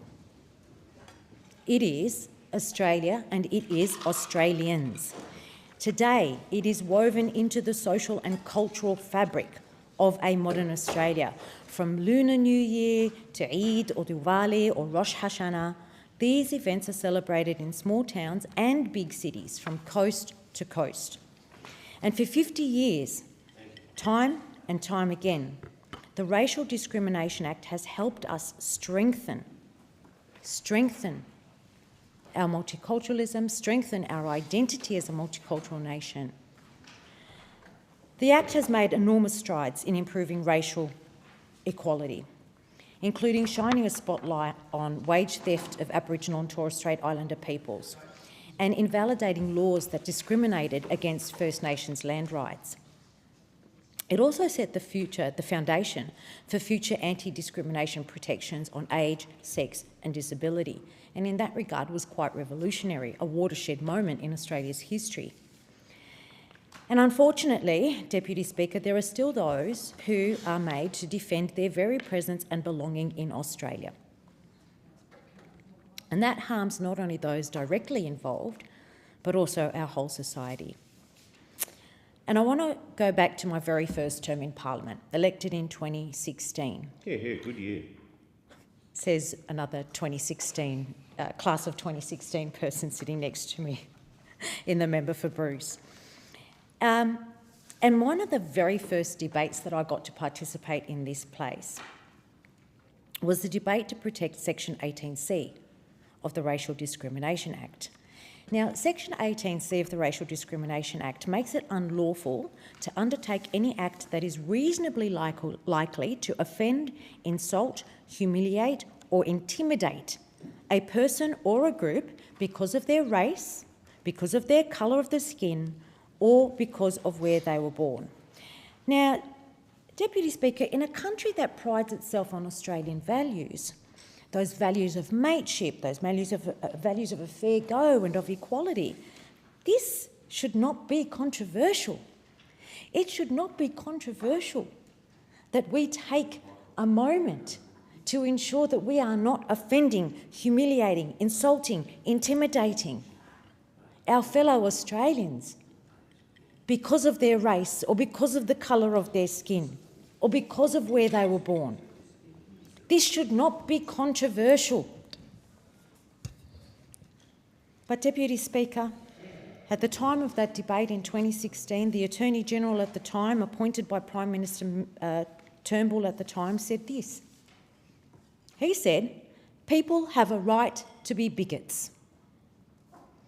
And those opposite mounted an argument against Section 18C of the Racial Discrimination Act, and an argument that pitted Australian against Australian and rights against rights, arguing that the right to free speech trumped the right to feel safe, trumped the right to live your life without offence, without being humiliated, without being insulted, without feeling like the other, without being made to feel like the lesser. I'm incredibly passionate about this, as is anyone who has been on the receiving end. If you have been on the receiving end of discrimination, if you have been insulted, if you have been humiliated, if you have been offended because of the colour of your skin or because of your race, you know how deep it cuts. You know how it carries you. You carry it inside you like a little piece of a broken bone your entire life. You know how much it impacts you. And so, Deputy Speaker, when we went to that debate in 2016, and I'm proud to say that we won that debate, and Section 18C remains a vital part of the Racial Discrimination Act, because, as I said in my first speech in this place, I will fight for every person's rights. I will fight for the right of free speech for every Australian, but I will not stand by and watch others get browbeaten into accepting second-class citizenship because of the colour of their skin. This government believes in the right of all people to be protected from bigotry, from vilification, from discrimination and from hate. And Deputy Speaker, we will continue to foster respect, belonging, understanding and inclusion, and we will continue to create real change in the lives of Australians. Because while the Racial Discrimination Act has guided us for 50 years, we need to make sure we have the right measures in place to protect multiculturalism in Australia for the next 50. Are there further statements? I call the Assistant Minister for Citizenship, Customs and Multicultural Affairs. Can I thank the Minister for Multicultural Affairs for that address? She may be often quietly spoken, but this Parliament has been a better place from the moment she stepped into it. And I know from our many personal conversations, she's also a friend, just how much racial abuse she's put up with every day, be it in direct messages, on social media, threats to her office, or even to her face. And I thank you for your service, and I thank you for being an inspiration for so many people in my community. Thank you. The 50th anniversary of the Whitlam Labor government's Racial Discrimination Act is a moment worth reflecting on for our entire nation. One of the Whitlam Labor government's last major acts was the Racial Discrimination Act, having earlier abolished in its term the last vestiges of the old racist White Australia policy. The Racial Discrimination Act stood the test of time for 50 years, and it sets the legal foundation for modern Australia as the proud multicultural nation that we know and love today. It was an attempt to legislate for human dignity and equality of all people, regardless of race, ethnicity or origin. Now, I listened carefully this morning in the chamber to the speech of the Shadow Attorney-General earlier. There were some nice words and noble phrases, but it was also a whitewashing of the history of this law. The truth is, in 1975, numerous Conservative politicians rallied against the introduction of the Racial Discrimination Act. Contrary to this blurred historical vision and pretense that everyone embraced it in some kumbaya fest, the bill was hard fought in the Parliament then. The then backbencher, John Howard, stated, "One does nothing towards reducing the incidence of racial tension by legislative coercion." As we know from the 1980s, of course, he's got a lot of form on issues of race and migration. Some Conservative MPs even tried to debate the third reading of the bill in April 1975 to protest its passage. But when the bill passed both houses of the Parliament in June 1975, Australia was made a better nation. At the proclamation of the bill on the 31st of October 1975, just 11 days before the dismissal of the Whitlam government, then Prime Minister Gough Whitlam described the aims of the Act as, I quote, "to entrench new attitudes of tolerance and understanding in the hearts and minds of the people. The new Act writes it firmly into laws that Australia is in reality a multicultural nation in which the linguistic and cultural diversity of the Aboriginal people and of peoples from all parts of the world can find an honoured place." The significance, Deputy Speaker, of Labor's Racial Discrimination Act for modern Australia, or I could say multicultural Australia, because modern Australia and multicultural Australia are the same thing. The significance cannot be overstated. We are a better nation for the vision and the courage of the Whitlam government. Now, as has been said, the Act, of course, has not cured all racial ills. No law can. A law cannot and does not seek to stop racist beliefs or determine what people think. This law focuses on behaviours and seeks to establish the legal and the societal norms for how Australians relate to each other regardless of ethnicity, fostering mutual respect and social cohesion.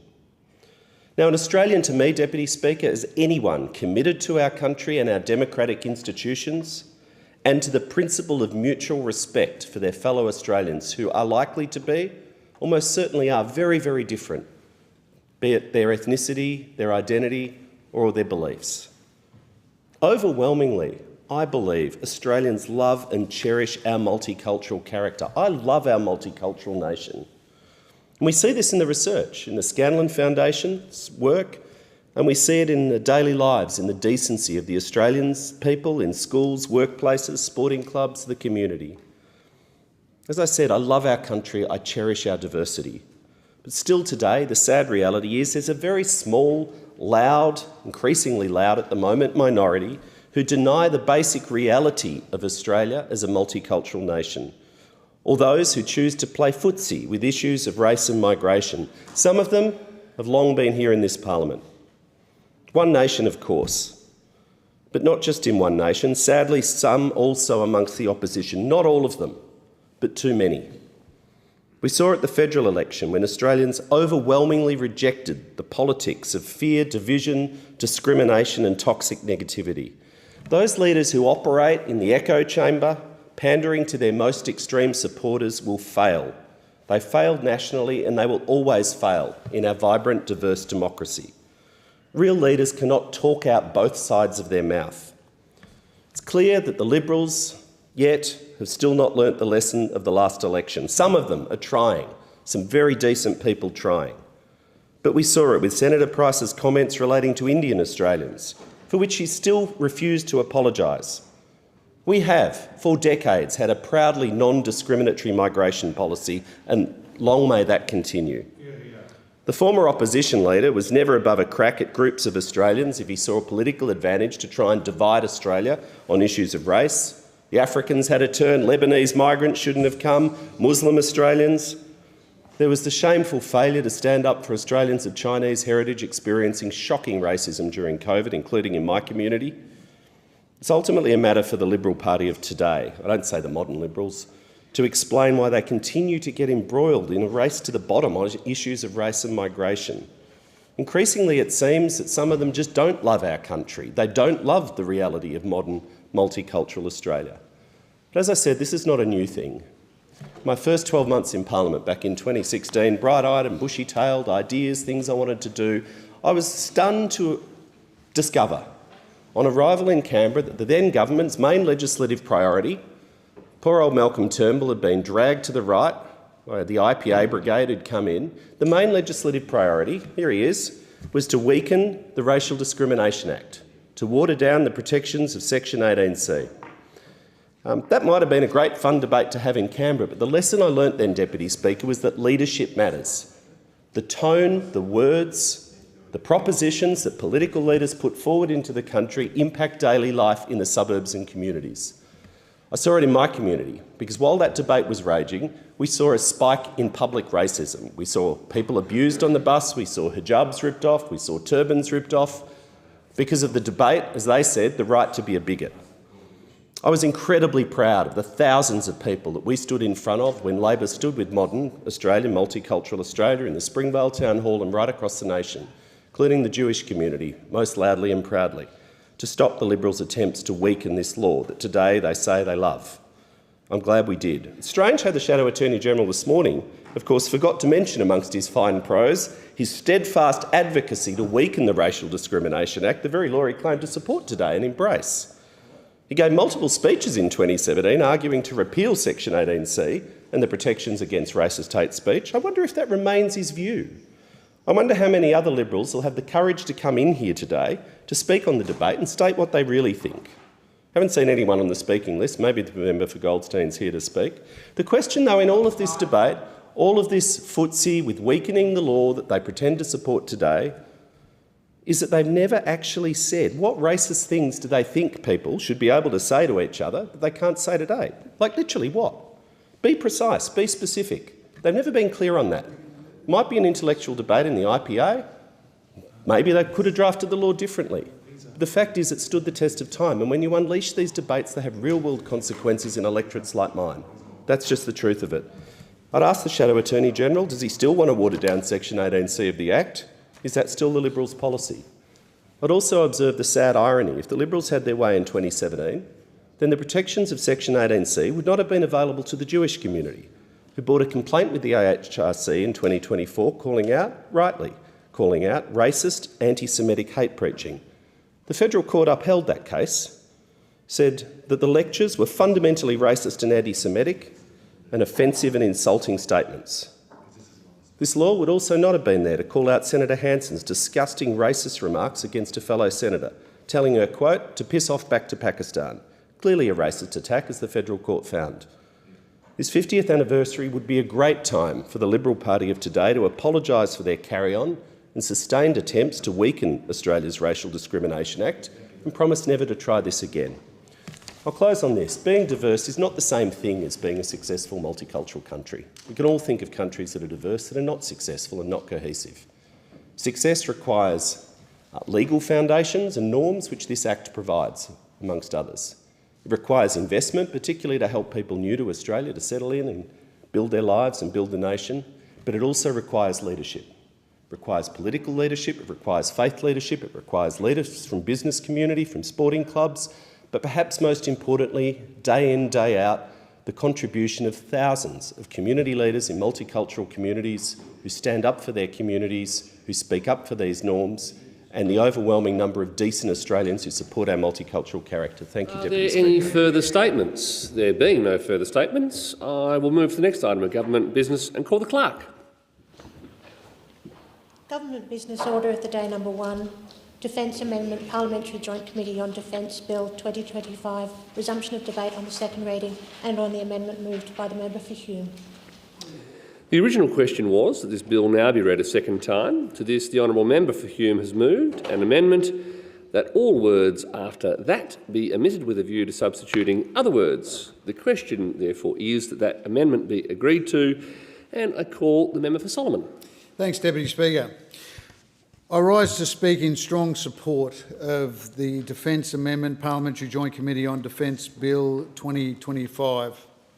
I do so mindful of the gravity of decisions that we entrust to our defence organisation and the Australian Defence Force, and respectful of the responsibility the Parliament bears to provide both oversight and confidence on behalf of the Australian people. A democracy must balance transparency and secrecy, and it must, of course, provide information security.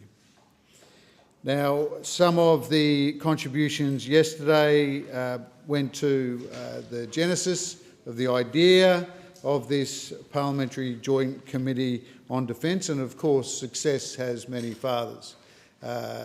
There were many names mentioned yesterday, but I want to acknowledge all of those who worked in a bipartisan way to get this idea of a Parliamentary Joint Committee on Defence to where we are today.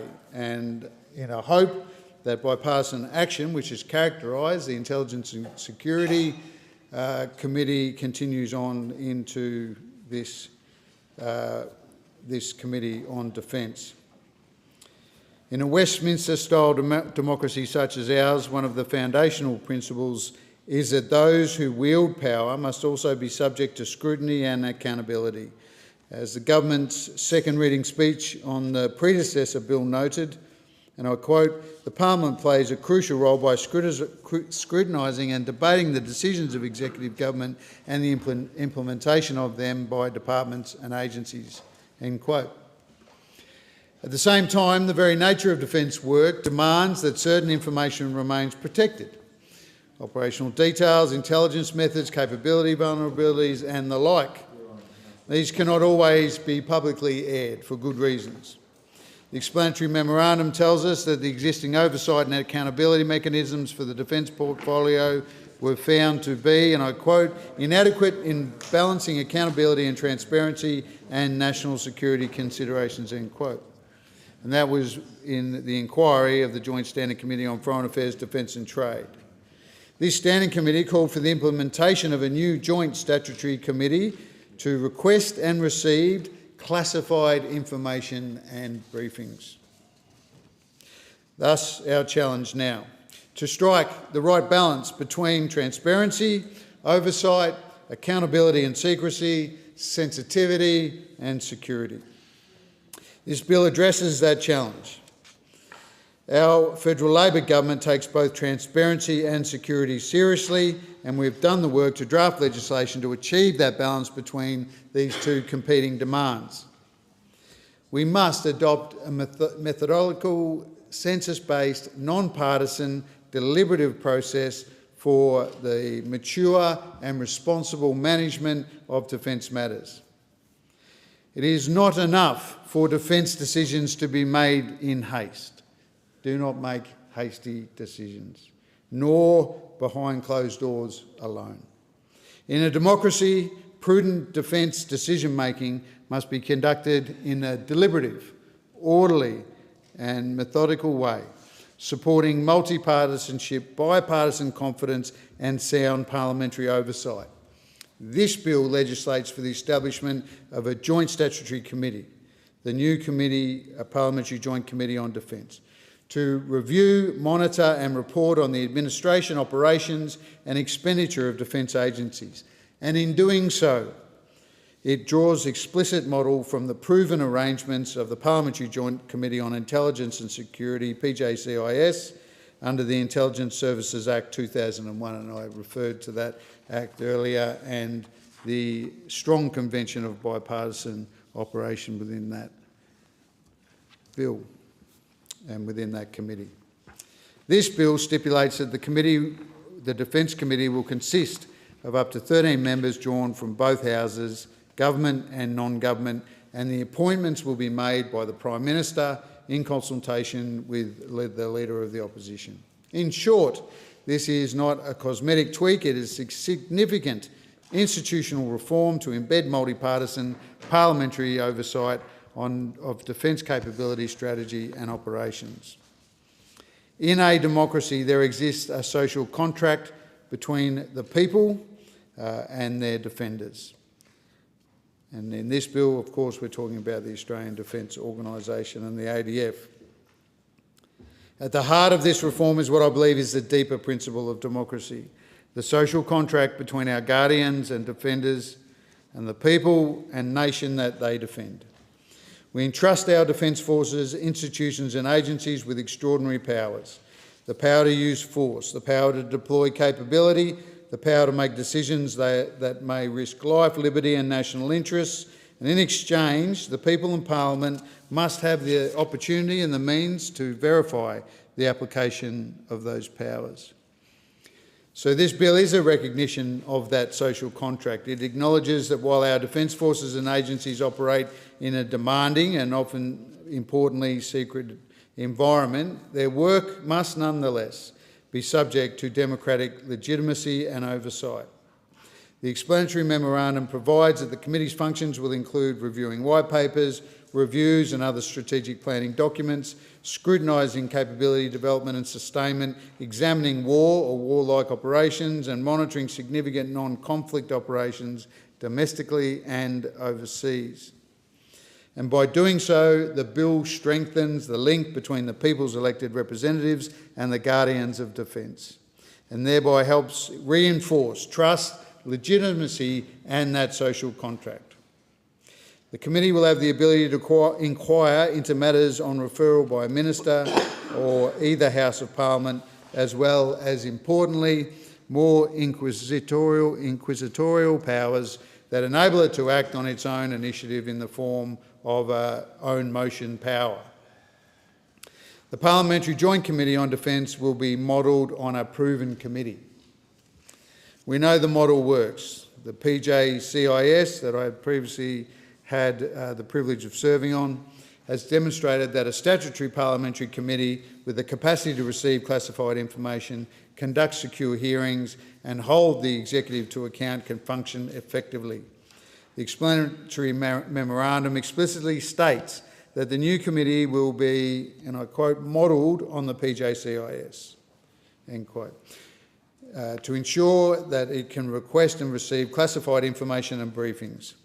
This committee fills a gap in the current oversight framework by enabling scrutiny of classified matters in a secure setting. And that is, of course, vital because defence oversight cannot meaningfully occur only in public unclassified settings. Some of the most consequential decisions, capability acquisitions, strategic deployments, operational commitments, will always involve sensitive intelligence, classified data and operational detail. The bill provides for powers of the committee to obtain information and documents, to require persons to appear before it and to request briefings from heads of defence agencies, the IGADF and the Naval Nuclear Power Safety Regulator. By aligning with the proven PJCIS model, this bill improves parliamentary capability without reinventing the wheel. The increased scale and gravity of defence investment that we have at the moment demands greater oversight. We know that Australia faces increasingly complex and evolving strategic challenges. We live in an era where Australia is undertaking what our government describes as the biggest peacetime increase in defence spending in our history. $70 billion for defence capability. The scale of investment, the complexity of capability procurement and the global geostrategic environment all compel us to ensure that our oversight is commensurate with that expenditure and with that investment. As one commentator stated, and I quote, "Some of the gravest matters and the decisions to commit our service persons to conflict," end quote. As the scale of investment increases, so too must the extent and effectiveness of parliamentary oversight. The more resources at stake, the greater the need for deliberation, for transparency, methodological process and multi-partisan input. Parliament cannot outsource our accountability to the executive alone.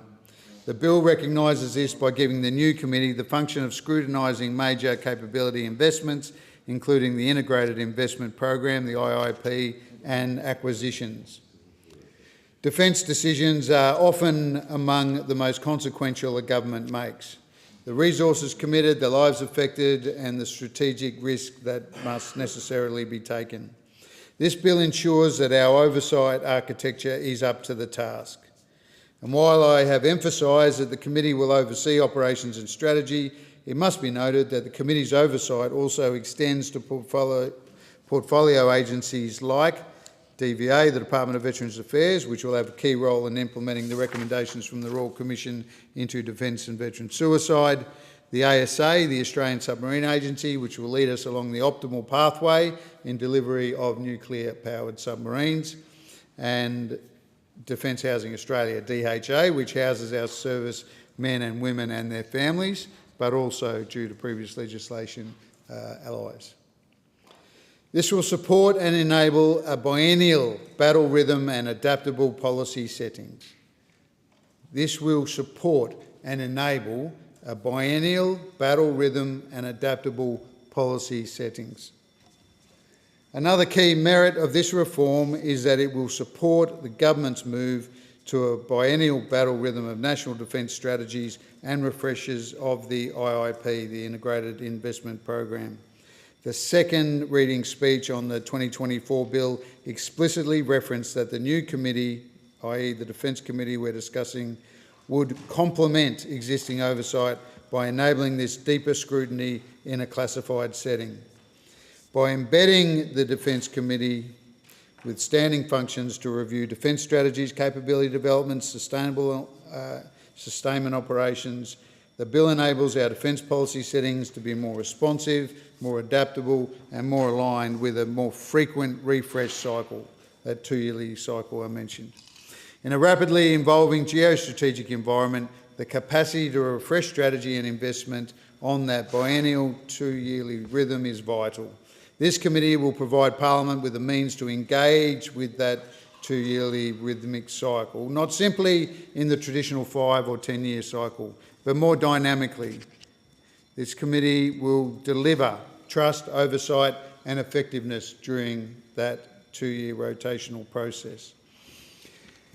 Deputy Speaker, in summary, the Defence Amendment Parliamentary Joint Committee on Defence Bill 2025 offers a considered reform, grounded in the needs of our democracy, the demands of defence oversight and the responsibility of Parliament. It reaffirms that we balance transparency and the imperatives of secrecy and security, that defence business must be conducted in an orderly, mature, methodical, multi-partisan and a deliberative way. The social contract between our defenders, the ADF and the Defence Organisation and our nation must be acknowledged. We give them the means to act. We expect that there is accountability in return. And we do have a proven model on which to base this in the PJCIS. And this bill to focus on defence builds upon that. With the scale of investment increasing and the stakes rising in our geostrategic time, we must ensure oversight matches the gravity of the decisions made. This reform will support our move to a biennial defence strategy and investment and support that rhythm to help our policy settings be more adaptable and responsive. Deputy Speaker, I encourage all members to support this bill. In doing so, they'll be strengthening the connective tissue between our Parliament, the Defence of Australia, the ADF and the Australian people. Thanks, Deputy Speaker. The question is that the amendment be agreed to, and I give the call to the member for Goldstein. Thank you, Deputy Speaker. And Deputy Speaker, I'm proud to be able to stand up and speak on this bill, and I want to start by, of course, acknowledging the previous speaker and the previous speaker before that who was speaking on a different matter, because when we're talking about the defence of our country, we are talking actually about a social contract. We're talking about how we keep our country united. We're talking about how we keep our country focused and how we lean into the future to make sure that every Australian feels a sense of investment about the future of our nation, an equal sense of confidence about who we are as a people, and that everyone feels an equal share of responsibility in whatever capacity it is to be able to stand up for the future of our country. And so whether we're talking about the Racial Discrimination Act, we're talking about any other piece of legislation, or of course the context of the Defence Amendment Parliamentary Joint Committee on Defence Bill 2025, we're talking about how do we enliven that sense of responsibility for every Australian. And one of the principles that sits behind a lot of the legislation, like the Racial Discrimination Act, is making sure that all citizens are equal.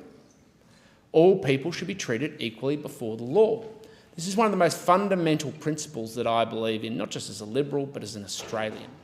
And I fundamentally believe that nobody should get any special legal privileges or rights based on their ethnicity, their racial background, their sexuality, their gender, or anything else.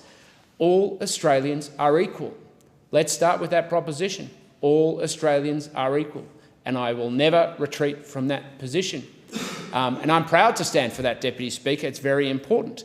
So when we have laws that give some people some coverage and the same are not extended to others, I will always have an issue. There is no protections like 18C in the Racial Discrimination Act that extend in the context.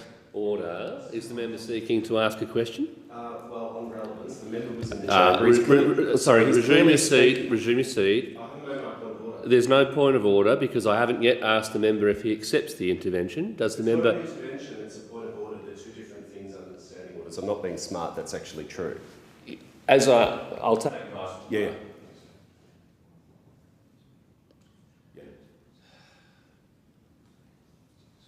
Yep, okay, so I'll hear the point of order. So the point of order is on relevance. I understand the speech that he wishes to make on 18C, but speak on that, but I suggest he speaks to the bill. So there is no point of order. The member explicitly made reference to the title of the bill in the first 50 seconds of his contribution. I'm sure in the remaining 12 minutes and 45 seconds of this contribution we will of course be hearing a lot about the relevance of the Defence Amendment Bill, and with that the member for Goldstein has the call. Thank you, Deputy Speaker, and I'd like to thank the member for Bruce as well, because the social contract goes to the heart of how we defend our country. whether every Australian feels an equal investment because they have equal rights and responsibilities. That was exactly what the former member who was speaking on this bill was enunciating, and I didn't seek, and the member for Bruce didn't seek to interrupt him when he was making this point, and I'm quite happy to do so as well. So I simply say, I believe that every Australian should have equal rights, and when we have other pieces of legislation which give different laws and different contexts, we believe that all people should have equal rights, and I will not resolve from that debate. So if special rights or special legal parameters are given to one section of the community, I believe it should be extended, because if we don't, then how can every person have an equal investment in our community sufficient that everybody can have an equal interest in defending the future of Australia? It's a principle of equality. It's one I believe in very deeply. I fundamentally believe in equality for all citizens, Deputy Speaker, because it goes to the heart of whether people feel an equal investment to defend the country, among other things. So I understand this is a foreign concept to the member for Bruce, but it actually is central to our governing philosophy and actually what makes this country very important, because we've seen too many times in previous debates where, unfortunately, the Labor Party has not risen to this occasion, from whether people have the equal right to be able to get married all the way through to, of course, other debates. But when we come to this piece of legislation, Deputy Speaker, we're seeking to continue to enliven it because we also have a responsibility to make sure there is proper governance and oversight of how public money is spent.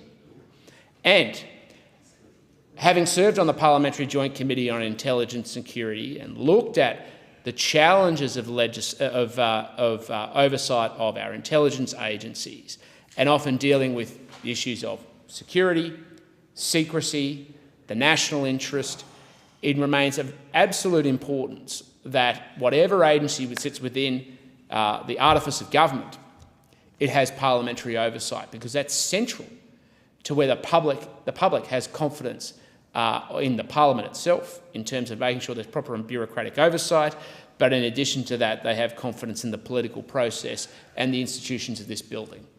And of course, in the intelligence security space, it has been of paramount importance that the PJCS does its work, particularly when there's topics or issues that can't be discussed in the public square, but we cannot let our intelligence agencies off without any oversight or accountability. And the PJCIS, broadly speaking, does that well in a relatively bipartisan way, but also, of course, to do things like have closed hearings, receive information as is appropriate. Of course, the same is also now emerging as one of the most critical issues in defence.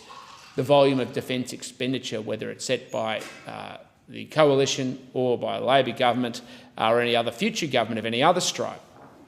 It's important to understand that there is proper oversight to make sure that the Defence ADF has that accountability about their expenditure, because the billions of dollars that will be spent, whether it's on submarine programs, long-range missile programs, or any other type of technology which naturally has a certain veil of secrecy around it because of the intellectual property, our relationships and treaties with other countries, must be done in an environment where there's still oversight and good use of public money. This is about making sure that our defence organisations have accountability, but also so that they're kept in check so that they can get the maximum value for the taxpayers' money that they have, because they should be motivated, and I'm not contesting that they are, to do things in the best interests of defending Australia. And accountability, focus, attention on their work to make sure there's a driving down of needless costs and ensuring there isn't waste. And because they also need the backstop to say, we are going to have to report this to Parliament, is just as important for them and fulfilling their function as it is for the role of parliamentarians to be able to go out and hold hand over heart and tell the Australian public, if you want to have an equal investment in this country enough to want to defend it, which is a central pillar of a liberal democracy despite the objections of the member for Bruce, that they need to be confident that there is proper processes in place. Of course, this is a long legacy, or an evolution of a long legacy of propositions put forward by the Coalition, from the late, great Senator Jim Molan, Linda Reynolds and David Fawcett, who all championed different forms of parliamentary scrutiny and oversight in their different capacities in these roles. And that's important. As Jim Molan said in the 2018 Joint Committee on Foreign Affairs, Defence and Trade report, contestability and consensus, a bipartisan approach to more effective parliamentary engagement with defence. Defence is one of the most important priorities of any national government. Greater bipartisanship on defence, reached through debate and contest on this new committee, will help to produce better policy outcomes to develop the capability Australia needs to defend ourselves into the future. And I think that's worthy and just contribution, and shows that this has been a long-standing discussion to get to a point where the ADF is brought within the fold of the parliamentary system to mutual benefit. I think it really is incredibly important that we have also a continuity around oversight, and that builds up institutional capacity within the ADF as well as within the parliament, because, you know, electoral fortunes mean that at any given time, some of us may or may not be here, and the carriage of programs across parliaments, both on the ADF side but also on the parliamentary side, is an important part of the institutional memory of both institutions to build public confidence as well. But one of the most important things we need to make sure is this committee is focused on the core purpose, which is lifting the standard of the expenditure of public money and lifting the standard of the output of the ADF. And that's why it's very important that those who are on the committee are focused on governance, not on grandstanding. And we know in the context of the PJCIS, there's been a generally long-standing principle that there are representatives from the government and the opposition, because that is broadly the alternative choices for those who take responsibility of the Treasury benches. And that has worked very well. I know there's always other members of Parliament from minor or independently minded, hopefully temporarily, communities who like to find their way into closer proximity to power but never want to take any of the responsibility associated with it to grandstand.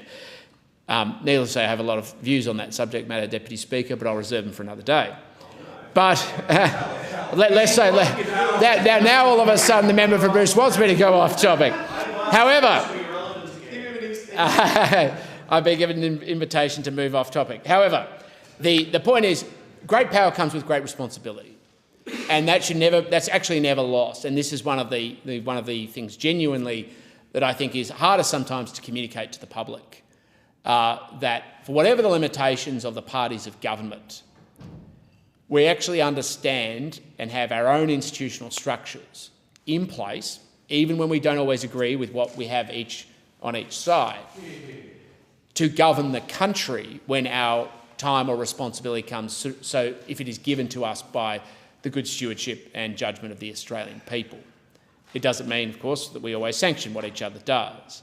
Whereas when individuals come along or minor parties come along whose primary objective is to draw attention to themselves or to justify their relevance or conservation in office, because that's all ultimately they can do, that doesn't exist because they don't have the institutional memory, the collective wisdom and the input and the feedback loops necessary.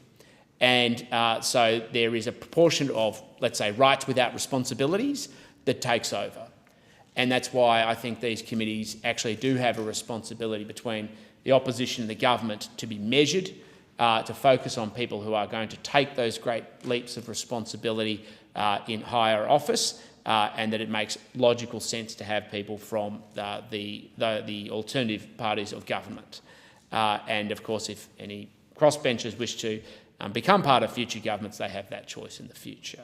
So I do see this as a fundamental test. So we shouldn't be having people who, on issues like national defence, don't sign up to the belief that Australia should have a defence force that, if necessary, has to act in Australia's national interest in some types of capacity, which is sometimes challenging to project. We need to be very clear-eyed about what Australia's national interest is, and that some of us accept office because we pursue responsibility, and sometimes that's responsibility we don't want to exercise but must in the interests of our country and for its long-term conservation, even if it comes at personal cost. And again, I come back to it, that is what I think a lot of the people in this parliament do actually seek to do, and unfortunately in previous parliaments have been called to do. It is actually one of the most challenging things about this office from different times, is coming to terms with the fact that we may be going into we are in the most dangerous time since the Second World War. For Australia, we've never had a time where the theatre of contest is so clearly within our region, and that brings out many challenges for us as members of Parliament, those who may be key decision makers, obviously presently for those members of the Labor Party, and that the decisions we make today will have material long-term consequences about the world that our children grow up in, but also the safety and security that every Australian will feel into the future. So we have to be clear-eyed and mindful. We need to make sure the Defence is investing in the technology that we need for tomorrow. We have to make sure we have the technology working with our allies for this nation to be able to stand on its own 2 feet. That means a component of sovereign capability, from building out missiles, drones, cyber and undersea systems, and of course sustain our domestic capacity here, as well as building out the capacity sometimes of our allies and working through it. But it's also about understanding the broader strategic context in which we operate. Some of our competitors in the region internationally operate increasingly in grey zone activity, where they're not in either a permanent state of peace nor conflict. This is one of the greatest challenges because the traditional way that we think of strategic rivalry is that we're in a state of war or peace, but increasingly through cyber conflict and other nefarious forms of activity, we have certain nations and non-state actors who seek to actively engage in methods of undermining and assault on our national institutions, take financial institutions, payment systems, technology, infrastructure, as we've passed national security laws around securing institutions, and that we need to make sure we get best value for buck because our resources are increasingly going to be stretched as we are required to engage further and further in having a security premium as a country. Of course, having oversight of particularly large programs like AUKUS is going to be an important part of our country's long-term capacity to be able to defend itself, and also, more importantly, to integrate ourselves with our allies as is appropriate.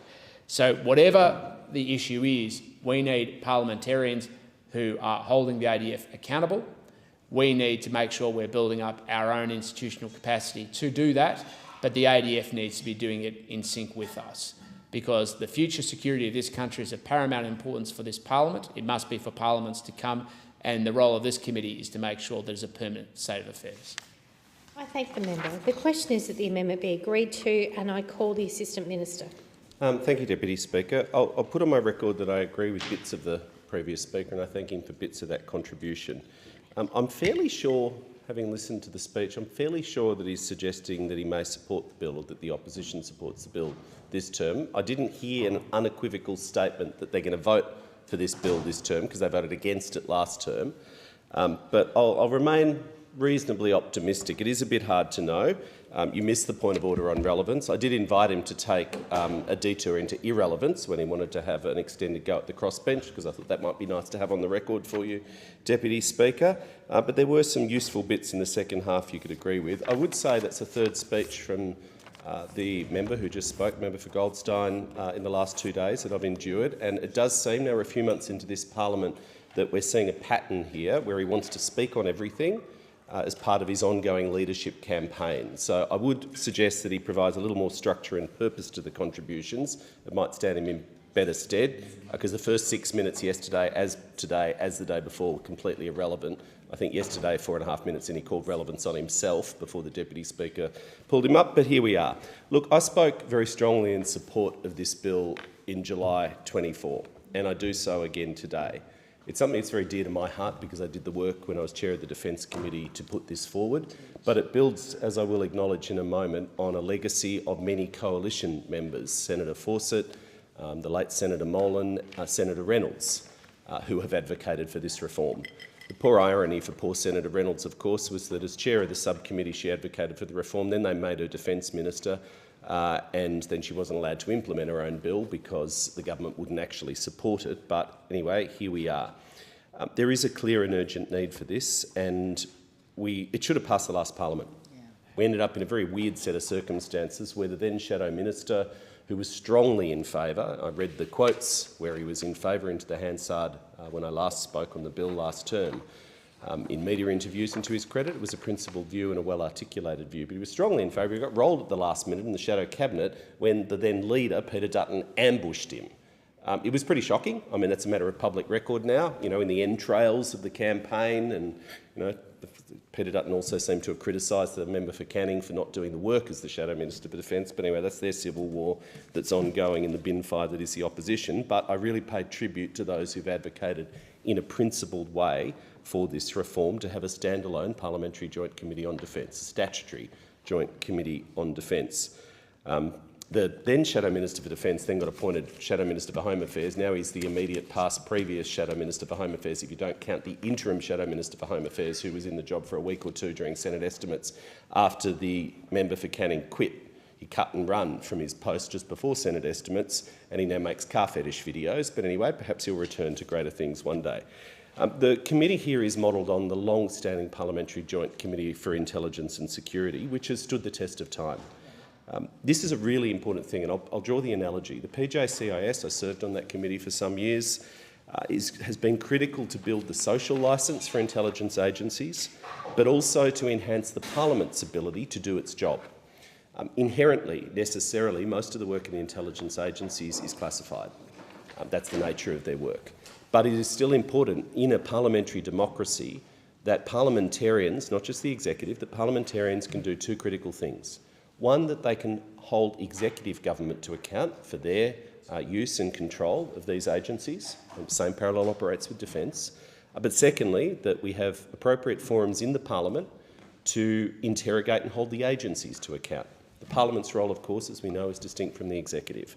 And having served on that committee, I think it does well. There's an inherent tension in the security domain in particular, a little bit in defence, but not so much. But there's this inherent tension in a liberal democracy between our collective security as a society and notions of individual liberty. And when the Parliament considers national security laws, in my view, that's actually the tension, the eternal tension which we're reconciling and making judgments on. If the security agencies have more powers that can be used covertly, that does impinge on individual liberty. If they have less powers, it can diminish our collective security. And the ability of parliamentarians to interrogate legislation, to understand the need for it, to see the classified intelligence through the PJCIS has been well established. I pay tribute to the Hawke government, and particularly to Prime Minister Bob Hawke, for the creation of the then Parliamentary Joint Committee on ASIO, as it was, which has later morphed into the PJCIS. That was an act of courage, because those who've studied the history of this would know about the two Hope Royal Commissions in the late 1970s and then I think the early 80s. There were two Royal Commissions headed by Justice Hope to examine the intelligence agencies. The second of those Hope Royal Commissions explicitly recommended to the Hawke government that there be no such committee. So the Royal Commission said to the government, do not set up a parliamentary committee to oversight the intelligence agencies.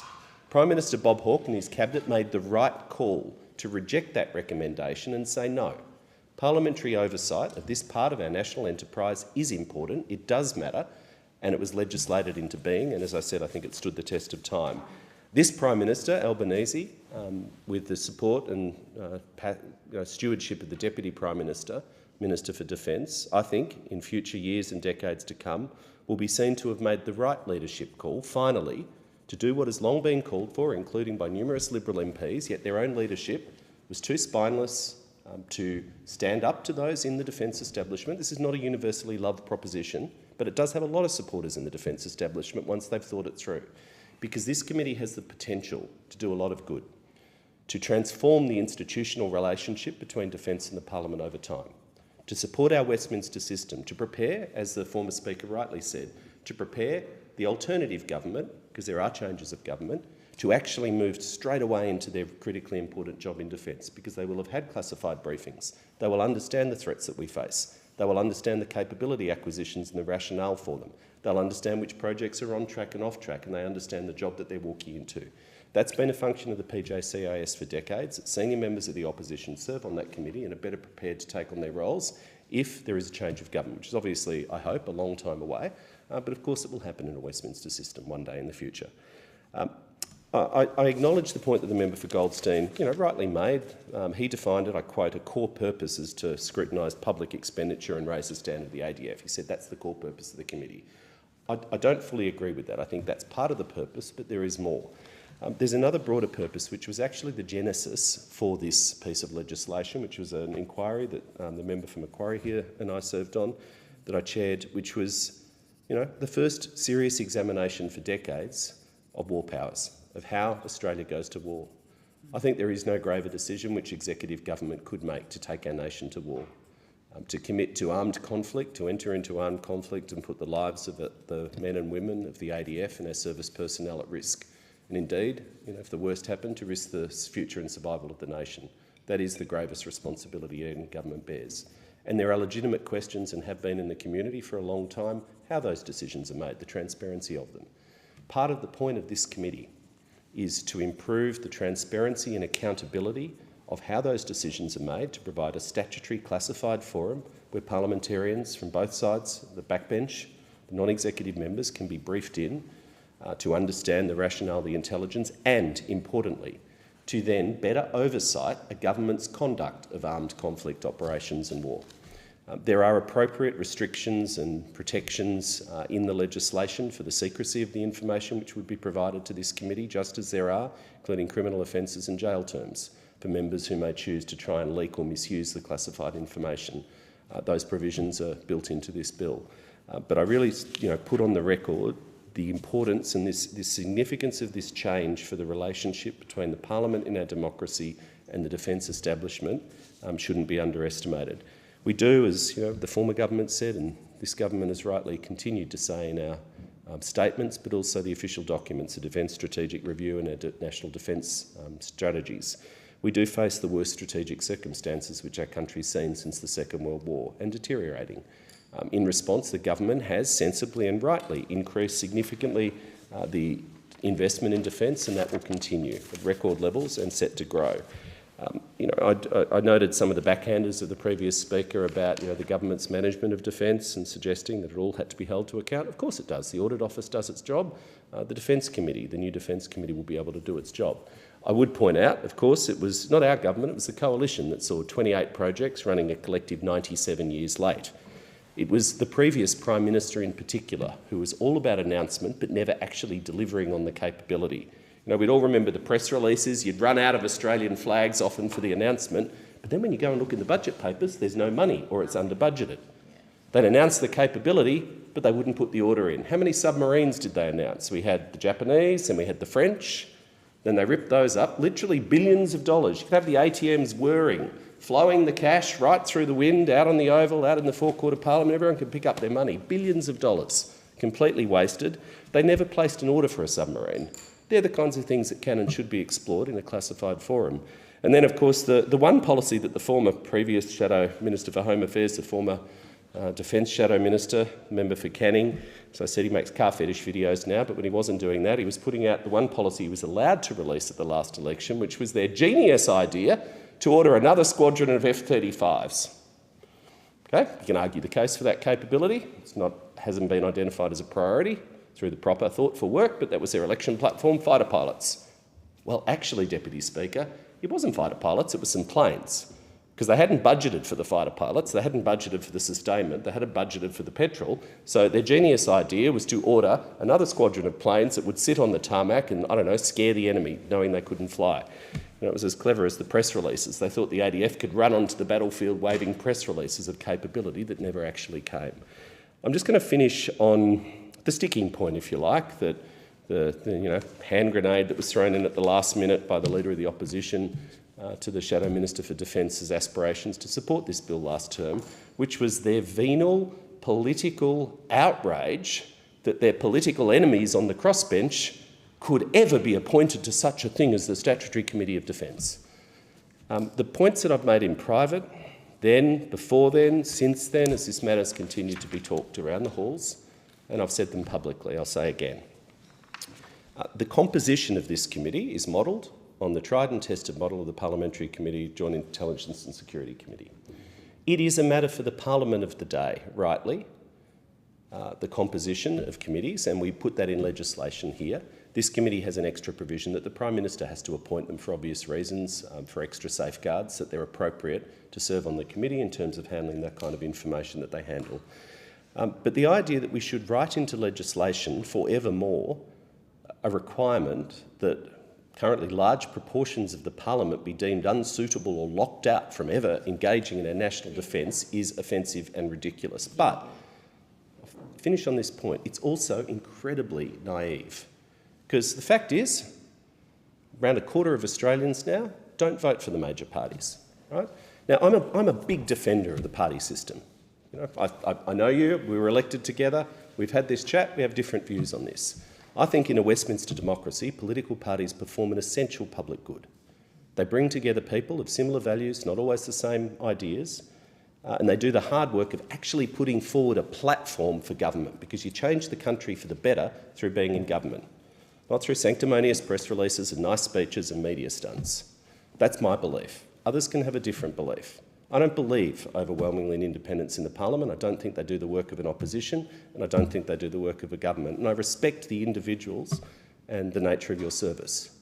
But Australians have every right to make their own choices, and we need to respect the choices that are made. If we're serious about arguing for greater defence expenditure, if we're serious about persuading that quarter, perhaps larger in some places, of the Australian people who don't vote for the major parties, then we shouldn't be terrified of the idea of having one appropriate crossbencher on the committee. I'm not speculating about the government's intentions. I don't know what the government's intentions are, not my portfolio.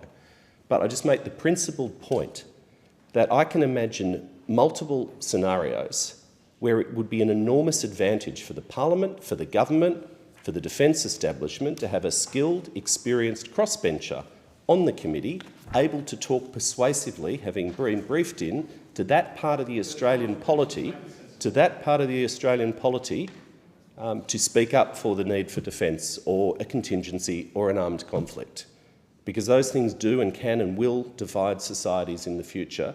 I just think the idea that was put forward and that still played footsie again with some in the opposition, that somehow their political enemies have to be locked out, I just think it's actually not good for our national defence and it's not respectful of our parliamentary democracy. So I make those points on a very principled basis. You know, I believe in parties of government.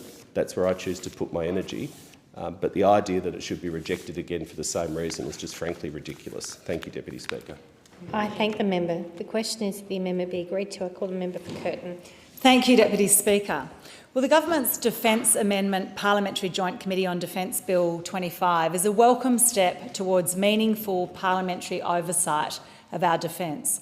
But unless the committee guarantees crossbench representation, it risks becoming an echo chamber rather than an opportunity for scrutiny and oversight. Defence decisions are among the most consequential decisions we make. They shape our security, our economy and our sovereignty for decades. And when stakes are that high, Australians expect rigorous scrutiny.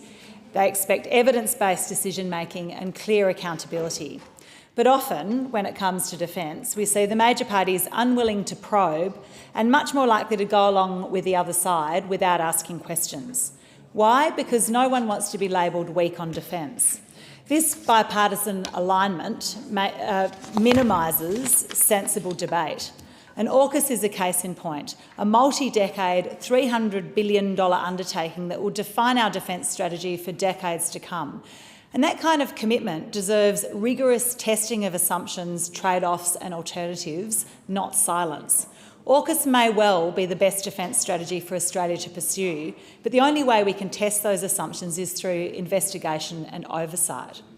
Now, the bill amends the Defence Act to establish a Parliamentary Joint Committee on Defence with powers to review administration and expenditure of Australian defence agencies, scrutinise capability development and acquisitions, and consider strategy and planning documents, examine operations in war and significant non-conflict operations, request briefings from the heads of defence agencies, the Inspector-General of the ADF and the Director-General of National Intelligence, to inquire into other matters relating to Australia's defence agencies under the committee's own initiatives and report to the Minister and to both houses. And let's start with the good things about these changes. Well, this provides a secure statutory forum so the Parliament can see classified material on capability, schedules and risks, something that Senate estimates cannot reliably provide. It provides an end-to-end remit across strategy, capability, acquisition and operations, so the committee can trace decisions from concept to delivery. It provides continuity across parliaments for multi-decade programs like AUKUS and shipbuilding, with safeguards against inappropriate disclosure. And it provides oversight of independent regulators, such as the Inspector General of the ADF, so integrity and safety can't be sidelined. But there is a strong argument that this bill doesn't go far enough on transparency. Let's set that aside for now. It is, at minimum, this is a step in the right direction. But the bill has one serious problem. It has no guaranteed crossbench representation. The bill sets up a committee with 13 members, 7 from the government and 6 non-government members. But there's no guarantee of crossbench participation amongst the non-government members. And the nomination process also requires consultation with recognised political parties, but no obligation to consult independents. So in practice, membership can be stitched up between the 2 major parties. Now, if Parliament is serious about independent oversight, it must include independents in its membership. And let's remember that in the last election, independents and minor parties received 34% of the national primary vote, more than the Coalition on 32% and just slightly below Labor on 35%. So it's vital that our committees, which play a crucial role in scrutiny and oversight, reflect the composition of the Parliament and the will of the Australian people. Now, the bipartisan bind on AUKUS is the perfect example of why crossbench scrutiny of defence decisions is necessary. Let's remember that when AUKUS was unveiled in September 2021, Labor's shadow cabinet backed it within 24 hours of the initial briefing. Classic evidence of both sides rushing to avoid a political wedge rather than inviting open national debate. Now, I have no problem with the major parties deciding to agree when it's based on substance. But this is bipartisan support for political reasons, not necessarily because AUKUS was the best way to go. Neither major party wants to ask hard questions on costs, delivery feasibility, conditions attached by allies or opportunity costs. Member for Curtin, there's a division called. A division has been called for in the House. The proceedings are suspended to enable honourable members to attend the division. The proceedings will resume when the Chair of the Federation Chamber is resumed and the division and subsequent divisions.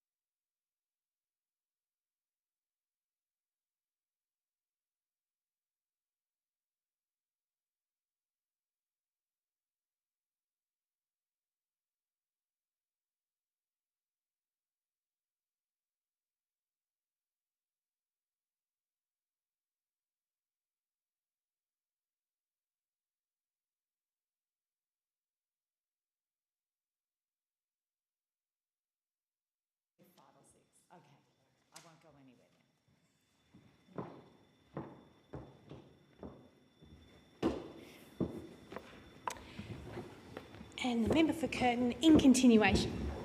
Neither major party wants to ask hard questions on costs, delivery feasibility, conditions attached by allies or opportunity costs. Crossbenchers are often willing to ask the hard questions and do the work. Now, AUKUS may well be a good thing, but to build public trust, rigorous review is needed. Your average citizen doesn't want or need to know everything about our defence strategy, but they do want and need to know that people acting in the public interest have made the best decisions they can based on the best information available, the right people making the right decisions for the right reasons. And they need to know that people who are acting for them, not for political benefit or career progression, are having a good hard look at it. The Prime Minister's recent White House meeting secured a verbal confirmation from President Trump that it's full steam ahead on AUKUS. Now, that reassurance matters. It lowers near-term sovereign risk and signals allies' resolve. But it's not a reason to suspend scrutiny. Even at that meeting, the US Navy Secretary said that there were some ambiguities in the deal. Now, let's consider how many uncertainties remain in the AUKUS Pillar 1 agreement that Australia is spending $300 billion on. These demonstrate why scrutiny is required. Firstly, will the Virginia-class submarines actually be effective? Their advantage is in being much harder to detect than traditional submarines, but the detection technology will have improved significantly by the time we start receiving these subs in the 2030s. How do we know these submarines will be effective if and when they eventually arrive? Some have argued that a larger fleet of more traditional subs may be as, if not more, effective. Secondly, will the US have the capability to deliver the submarines? US Virginia-class production is below target. Independent reporting confirms actual output at about 1.2 boats per year since 2022, with a plan, not yet achieved, to lift to 2.0 and then 2.3 to cover US needs and AUKUS transfers. Now, that gap is material to our timelines. If the US doesn't meet its own capability, it doesn't have an obligation to provide us with our subs. There's a real risk that the US won't even meet its own targets, let alone build the submarines for us. Thirdly, even if the US has the capability to double its submarine production, will they deliver the subs to us? It feels really risky to have all our defence eggs in a single basket, especially when the basket is currently controlled by Donald Trump. Now, we need to ask and answer these questions to have confidence that our $300 billion is actually being directed into a project that will support the defence of our borders. The major parties won't ask questions for fear of exposing their political party, but the crossbench will. Beyond AUKUS, the Australian National Audit Office has found a range of concerning features in defence agencies and expenditure, and that demonstrates why real oversight and questions are required. The ANAO has found persistent schedule risk. The 2023-24 NPR reports a 25-month average slippage across major projects. Now, slippage reduces capability availability and increases cost risk. It's also found procurement governance and probity gaps. The 24 munitions audit found important governance weaknesses and probity gaps. Defence formally accepted the findings and the recommendations. And the ANAO has also found that domestic industry participation has not been maximised. The 25 audit concluded Defence's arrangements were only partly fit for purpose and didn't effectively implement or monitor industry participation commitments in sampled contracts, and Defence agreed to 9 recommendations around this. They also found that public reporting on the integrated investment program was only partly effective. The ANAO found that gaps in the framework guiding public reporting on the integrated investment program were a real problem and recommended stronger governance and transparency. Now, these are not isolated blips. They're consistent weaknesses in one of the Commonwealth Government's most important functions. And this is why parliamentary oversight is a good thing, and why this oversight needs to involve a genuine and constructive examination of the issues, something that the major parties may not deliver for fear of being labelled weak on defence. Now, the opposition has proposed a second reading amendment on this bill, requiring that membership of the committee be dependent on holding particular beliefs about spending, threats and AUKUS. Now, even if I happen to hold these beliefs, I see this as being deeply problematic and really quite ridiculous. So much for the separation of powers. The Parliament and parliamentary processes are meant to hold the executive to account. And the questions that can be asked in these committees should be able to cover and express any range of views. Our big spending in this area should be able to stand up to rigorous examination. So I find this deeply, deeply problematic. And this is part of broader political shenanigans that are going on in this place at the moment about committee roles. And it makes a farce of the separation of powers and the accountability checks that we are meant to have in our democracy. Committee positions should not be used as treats or as weapons for domestic political purposes, but as a really important part of our system to ensure that we are making good decisions. So I would encourage the opposition and also the government to stop its silliness and take on its role, recognise that committees play an important and serious accountability role. In closing, I support the creation of a Parliamentary Joint Committee on Defence. It's a necessary accountability measure, but who sits on it will determine what it actually does and the scope of its inquiries. So I think the government should guarantee crossbench representation and mandate consultation with independents when nominating members, not just recognise political parties. Our defence deserves proper scrutiny and an examination. And this isn't a radical ask. There are other committees that specify that the crossbench should be represented on those committees. Putting independents in the room would certainly be a step in the right direction to ensure genuine engagement and open-minded and fearless engagement with the issues, and also honour the purpose of committees as an accountability measure in our democracy. Thank you. I thank the member. The question is that the amendment be agreed to. I call the member for Macquarie. Thank you, Deputy Speaker. I'm very pleased to speak on this bill, which is coming before the Parliament. It's very similar to a bill that we put forward in the last Parliament, and I'm pleased that it's coming to the Parliament again. So this bill is about establishing a Parliamentary Joint Committee on Defence, the PJCD. That's going to... People who come in halfway through this will have little idea what we're talking about, I suspect, in these debates. But it's modelled on a committee we already have, which is the Parliamentary Joint Committee on Intelligence and Security. And this one will provide a mechanism for classified parliamentary oversight of defence. And I want to talk about why it's needed before I get to exactly what it is. We know that Australia faces an increasingly complex and evolving, constantly evolving strategic set of circumstances, and their challenges. The new committee, the new Parliamentary Joint Committee on Defence, will allow an enhanced transparency, an enhanced accountability, and a better oversight of defence decisions, capability development and strategic planning. And it really fills a gap in the current committee structure and oversight framework that we have by allowing scrutiny of classified matters in a really secure setting. And this is something that the Parliamentary Joint Committee on Intelligence and Security already does for those matters. And I want to go into some of the journey I've had for the government to get to this point, and it's been really worthwhile being part of the Joint Standing Committee on Foreign Affairs, Defence and Trade and the Defence Subcommittee, which did an inquiry in our last term of government into a range of matters relating to accountability and transparency, which were triggered by a desire to really look at war powers and what war powers, what the processes were, how it could work differently. And as in the course of that, one of the things that became clear was that there were some gaps that could be dealt with.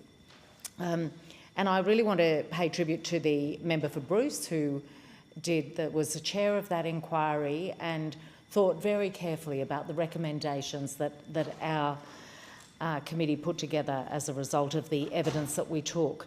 So some of the things we learnt that led for us to recommend that this sort of committee be established was we looked at the existing committees that were there, the Joint Standing Committee on Foreign Affairs, Defence and Trade, and the Senate Standing Committee on Foreign Affairs, Defence and Trade, plus there was the Joint Parliamentary Committee on Intelligence and Security. And so they all have different functions, but none of those committees were specifically empowered to examine matters relating to major armed conflicts or warlike operations, and neither of the two defence portfolio-related committees were empowered or equipped to receive classified information. Instead, those committees are currently confined to examinations of the defence portfolio via inquiries or consideration of the department's annual report and, of course, Senate estimates. So that was sort of where we found ourselves. And we looked at the model that the PJCIS provides, which really is how to ensure a balance of providing oversight and accountability while maintaining appropriate controls on sensitive material.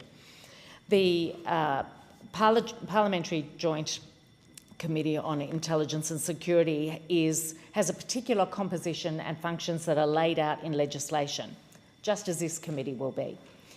And it establishes limits to the committee's roles and powers. So, for instance, unlike most parliamentary committees, the PJCIS is enabling legislation does permit the release of classified information to its members in order to fulfil its legislated mandate. But it does place restrictions on members and Secretariat staff regarding disclosure or publication of that information. And breaches of those restrictions are liable to attract a penalty of up to 2 years imprisonment. So that's the level of detail it has. And you'll see that this provides a model for how the government is moving forward with this new Defence Committee. During the inquiry, a range of benefits of having something similar for the defence space were highlighted to us in the evidence that we took. You know, improving parliamentary oversight of defence-related matters was a really key one. Providing a venue for defence to be able to provide and give us classified briefings to the Parliament where it was required and appropriate. Also, an increasingly informed accountability and scrutiny by the Parliament, and in particular those committee members over defence-related matters, through the ability to interrogate issues which are otherwise difficult due to classification issues. So they were some of the advantages and benefits that we saw would flow. And that, the subcommittee report that was put forward took this as a proposal and noted the importance of defence oversight by parliamentary committees. I think one of the things that we need to keep in mind is that when the community is confident that there is deep scrutiny and transparency, it actually provides a much greater support for the work that that agency or that organisation is doing. And so we see this as a really positive thing for the work, the important work that our Defence Force does. There are things already that I learn in committee that I obviously can't share with people, but give me confidence. There are things that I want to ask more about, and there's only a certain layer that we can go. So I think all round, the more transparency we have and greater accountability, greater confidence comes from that, not only from parliamentarians, but from the constituents who we represent. So to look at the detail of this committee that is being put forward, and I should say that during our inquiry, we absolutely recognised and respected and accepted that there is certain defence, operational, intelligence and security matters that should be classified and should have very reduced public disclosure. And I think that is also bedded into the way this committee is being designed, an absolute recognition of that for a whole lot of reasons, there are things that cannot be publicly aired. So this new committee, that we're putting forward, last time we put forward the proposal, really creates a committee which will oversee the Australian Defence Force, the Department of Defence, the Department of Veterans Affairs, and key, including the Australian Submarine Agency, Defence Housing Australia, and the Australian War Memorial. In terms of the functions of the committee, it includes the oversight of administration and expenditure, strategy, planning, capability development and personnel, warlike or major non-conflict operations, responses to royal commissions relating to defence, and the performance of key statutory roles, including the Inspector General of the ADF and the Australian Naval Nuclear Power Safety Regulator. The committee will not have oversight on certain things, will not have oversight of intelligence agencies in the defence portfolio which already fall under the functions of the PJCIS. And I think it's important thinking about what the committee will be able to do. So what does all that mean? What will the committee be able to do? It'll be able to consider publicly released documents dealing with Australian defence strategies and planning and contingencies, such as the biennial National Defence Strategy. It will be able to scrutinise Australia's defence capability, including, and that includes acquisitions and sustainment and on things like the Integrated Investment Program. It will be able to examine and be appraised of war or warlike operations and ongoing conflicts in the event of a decision by the executive to enter into armed conflict. And it will also be able to monitor the involvement of Australian defence agencies in significant non-conflict operations, both at home and abroad. Obviously, receiving access to classified information is crucial to carrying out these new functions and these oversight functions. And along with the opportunity to access that information obviously comes huge responsibilities for the members of that committee. Similar to the PJCIS, the Prime Minister, in consultation with the Leader of the Opposition, will appoint 13 members to the committee, and that will be 7 government members and 6 non-government members in both the House and the Senate.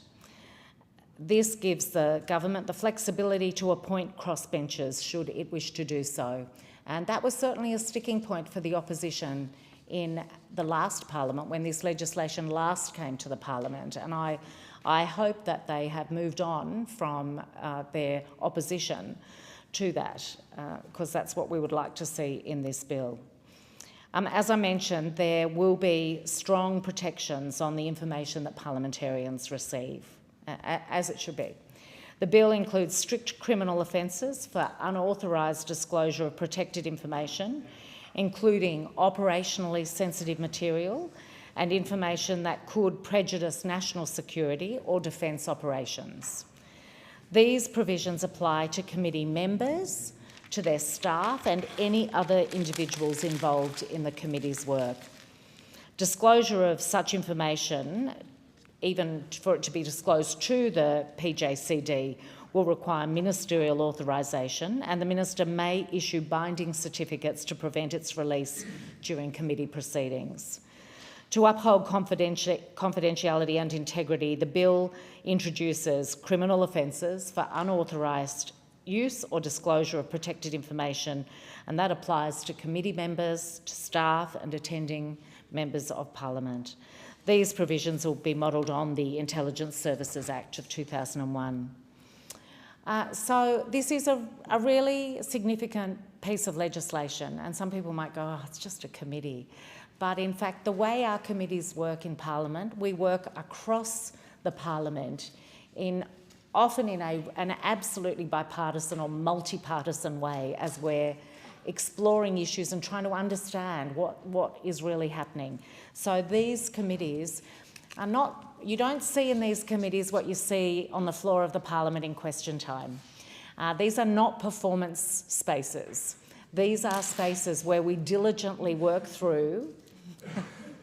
The opposition is a surprise that I would describe question time as a performance. It is a performance for us all, and we have a press gallery watching us very closely. But in the committee space is one where we work alongside each other rather than in an oppositional way. Now, we don't always end up exactly on the same page, but we work closely together, collegiately, wherever that is possible. And that applies equally to independents and the minor parties. So, as I say, when this bill was put forward last year, it was rejected by the Senate because of disagreement over committee membership. And we were very disappointed to see that the Liberals, who were keen to support the concept of the committee, but they chose to vote against the legislation. And I really urge them to not fall down that hole again. So, Deputy Speaker, I think this is something that will be significant. It builds on the work that Bob Hawke's government did in the 1980s. I think it came in just after I left the press gallery in Canberra back in the 1980s to oversee ASIO. So that was the first sort of version of this we had. It was then worked on in the early 2000s and became the PGCIS became what it is, closer to what it is today. And I think this is a really natural evolution that provides greater scrutiny, but also greater confidence to the people of Australia that our defence organisations are transparent and accountable, and we know they're doing the very best for our communities. And at that point, I really would like to commend particularly my Richmond and Glenbrook RAF personnel and the other defence personnel who live in the electorate of Macquarie, and thank them for the work that they do every single day to keep Australians safe. I thank the member. The question is that the amendment be agreed to, and I call the member for Gippsland. Well, thank you, Deputy Speaker, and I do appreciate the opportunity to rise in relation to the Defence Amendment Parliamentary Joint Committee on Defence Bill of 2025. And in accordance with the previous speaker, acknowledged this is a very important bill, important particularly as Australia faces the most dangerous strategic environment since the Second World War. That's an opinion which is shared by the Prime Minister and the Defence Minister and those on this side of the House. And you only need to open the newspapers on a daily basis to see reports of conflict in Ukraine, the Middle East, and also activities much closer to home, Deputy Speaker, in relation to grey zone activities in the Taiwan Strait, and also some recent events much closer to home on our own shores involving the Chinese defence activities in the Tasman Sea and circumnavigating Australia, release of flares near the P8 Poseidon, sonar activities impacting on Australian divers. I recently returned from a bipartisan delegation to Taiwan where we were given some further insights in relation to the types of coercive activity being experienced in Taiwan from mainland China. So there's no question, Deputy Speaker, the strategic environment is uncertain, and the Coalition does support the principle of this bill to strengthen the parliamentary oversight of defence, provided that the government remains both bipartisan and serious in its intent. We are quite unique here in Australia in not having an oversight committee of this nature for defence among our AUKUS partners, and so I think it is time for such an approach. And the committee must build confidence in defence, not become another platform for political gains. And there's a lot to be gained, Deputy Speaker, by increasing understanding in this place of our Australian Defence Force and how it operates. And I really do need to note that this week we have the privilege of 47 Australian Defence Force personnel in the Parliament as part of the Australian Defence Force Parliamentary Program. The genesis of that program, Deputy Speaker, was in 2001. It was acknowledged that there weren't many members of Parliament with direct defence experience. Coming out of World War II, members of Parliament were likely to have had served or had immediate family members who had served, but by 2001 that wasn't the case, and the decision was made to establish the Australian Defence Force Parliamentary Program. That program, Deputy Speaker, allows members of Parliament to spend some time embedded with our Australian Defence Force. It could be on patrol, it could be on exercises, it could be back in their base, it could be internationally. So that allowed members of Parliament to have those experiences increase their understanding of how the Australian Defence Force works on the ground. The reciprocal of that, Deputy Speaker, is the opportunity for the Defence Force personnel to spend a week in Parliament. I think they get the rough end of the deal. We get out and about and have some time in some of the more incredible locations where they are based. They get to spend a week in Canberra. But nonetheless, from the conversations I've had with many of the participants this week, I've gained some additional knowledge. They've shared their insights into their jobs and what they're doing in the defence of our nation, and I want to thank them for that, Deputy Speaker. I want to thank them for being so forthright, but also thank them for their service to our country. The men and women who put on the uniform, who have signed up to place themselves in harm's way if required, are doing that to secure the freedoms we enjoy today. And I think this Defence Joint Committee has the potential to add to that mutual understanding and to strengthen those links between this building, the Parliament of Australia, and the men and women who serve in uniform. But this new committee must not add to the bureaucracy, it must enhance it. It provides a trusted forum to scrutinise programs and delivery without undermining Australia's national security or strategic objectives. Now, Deputy Speaker, I would hasten to suggest that if this joint committee was in existence already, we would have saved ourselves, we certainly would have saved the Minister for Veterans Affairs and Defence personnel from quite an unseemly debacle which is unfolding in relation to his changes to the Defence Honours and Appeals Tribunal. What we've seen with this bill, Deputy Speaker, could have been avoided if there was a committee in place to provide that full and frank advice to the government members before they got to the point where legislation was on the on the floor of the chamber. Yesterday, the Minister for Veterans Affairs suggested that my blood pressure was increasing and that I was particularly agitated about the issue. I want to assure the Minister for Veterans Affairs my blood pressure is the least of his worries.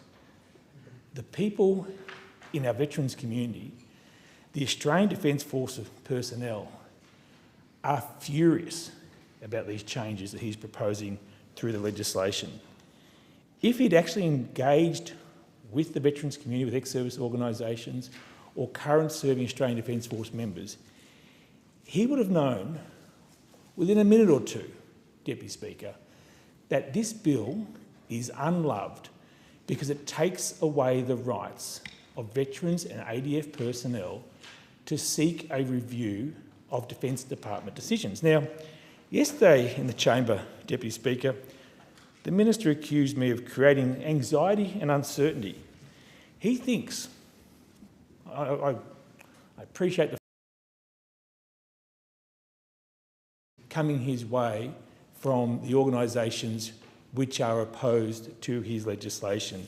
He flatters me enormously to think that I have that capacity, because there were 63 submissions, Deputy Speaker, to the Senate inquiry into the Defence Honours and Awards Appeals Tribunal changes. 63 submissions. 62 of those submissions were against it. Now, if the Minister seriously thinks that I've got enough time to write 62 submissions and send them out to different organisations to sign them and send them in, he has a much higher view of my capacity than anyone in my office does, Deputy Speaker. 63 submissions, 62 against the only organisation which gets to the point of this committee, the only organisation which wrote in favour of the legislation was the Defence Department. The Defence Department wrote the legislation, so thankfully they still back their own legislation. But what we've seen in the context of the need for additional oversight of defence is that this legislation came to the chamber with no consultation, a complete lack of respect for current serving personnel and our veterans community and their families, and there is no support in the broader community. Now, when the legislation actually made it to the floor of the chamber, Deputy Speaker, the Minister spoke, introduced the bill, those on our side spoke. How many of the 93 backbenchers in the House of Reps for the Australian Labor Party do you think would come in there charging behind the Minister and backing him up on this most important legislation? Would it be 20? 30? 40? One. One member spoke in favour of the bill. Just one.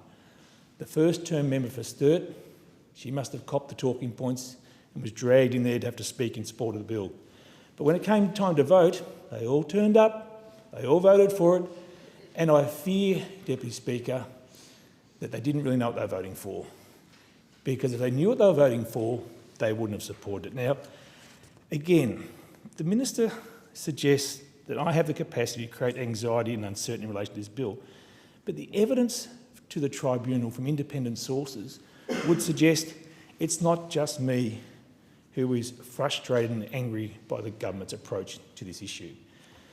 The Defence Honours and Awards Appeals Tribunal itself, the independent statutory agency established by the Gillard-Rudd governments in 2011, so established by the Labor Party, the independent tribunal submitted to the inquiry that these changes, what I quote, abolish and curtail current and significant rights of ADF members, veterans, their families and others to seek independent merits review of defence decisions.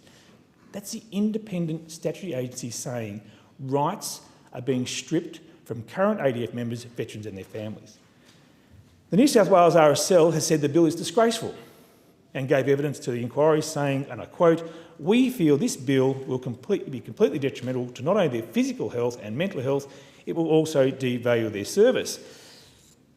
And it goes on, Deputy Speaker, I could read quotes all day to you, but from the tribunal's submission, the point they made, which I think is very important in terms of the context of this bill about defence oversight, is the tribunal has highlighted the defence overreach in relation to this issue.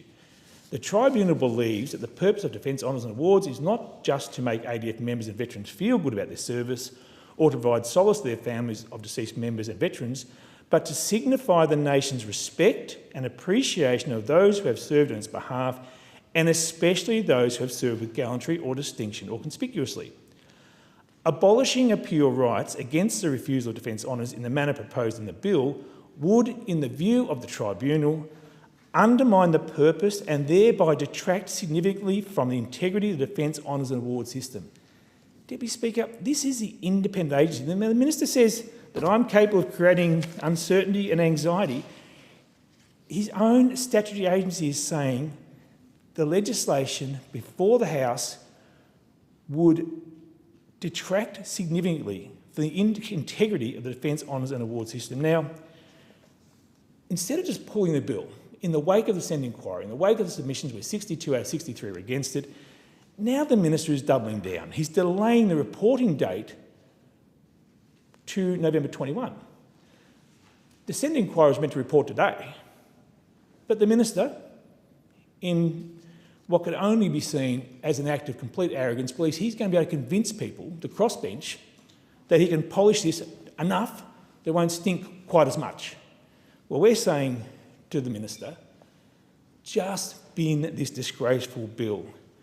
His own backbench have started distancing themselves from the legislation because it is a solution looking for a problem, Deputy Speaker. Now, the reason I know his backbench is distancing themselves from it is yesterday I asked the Minister to name just one veteran who supported the legislation.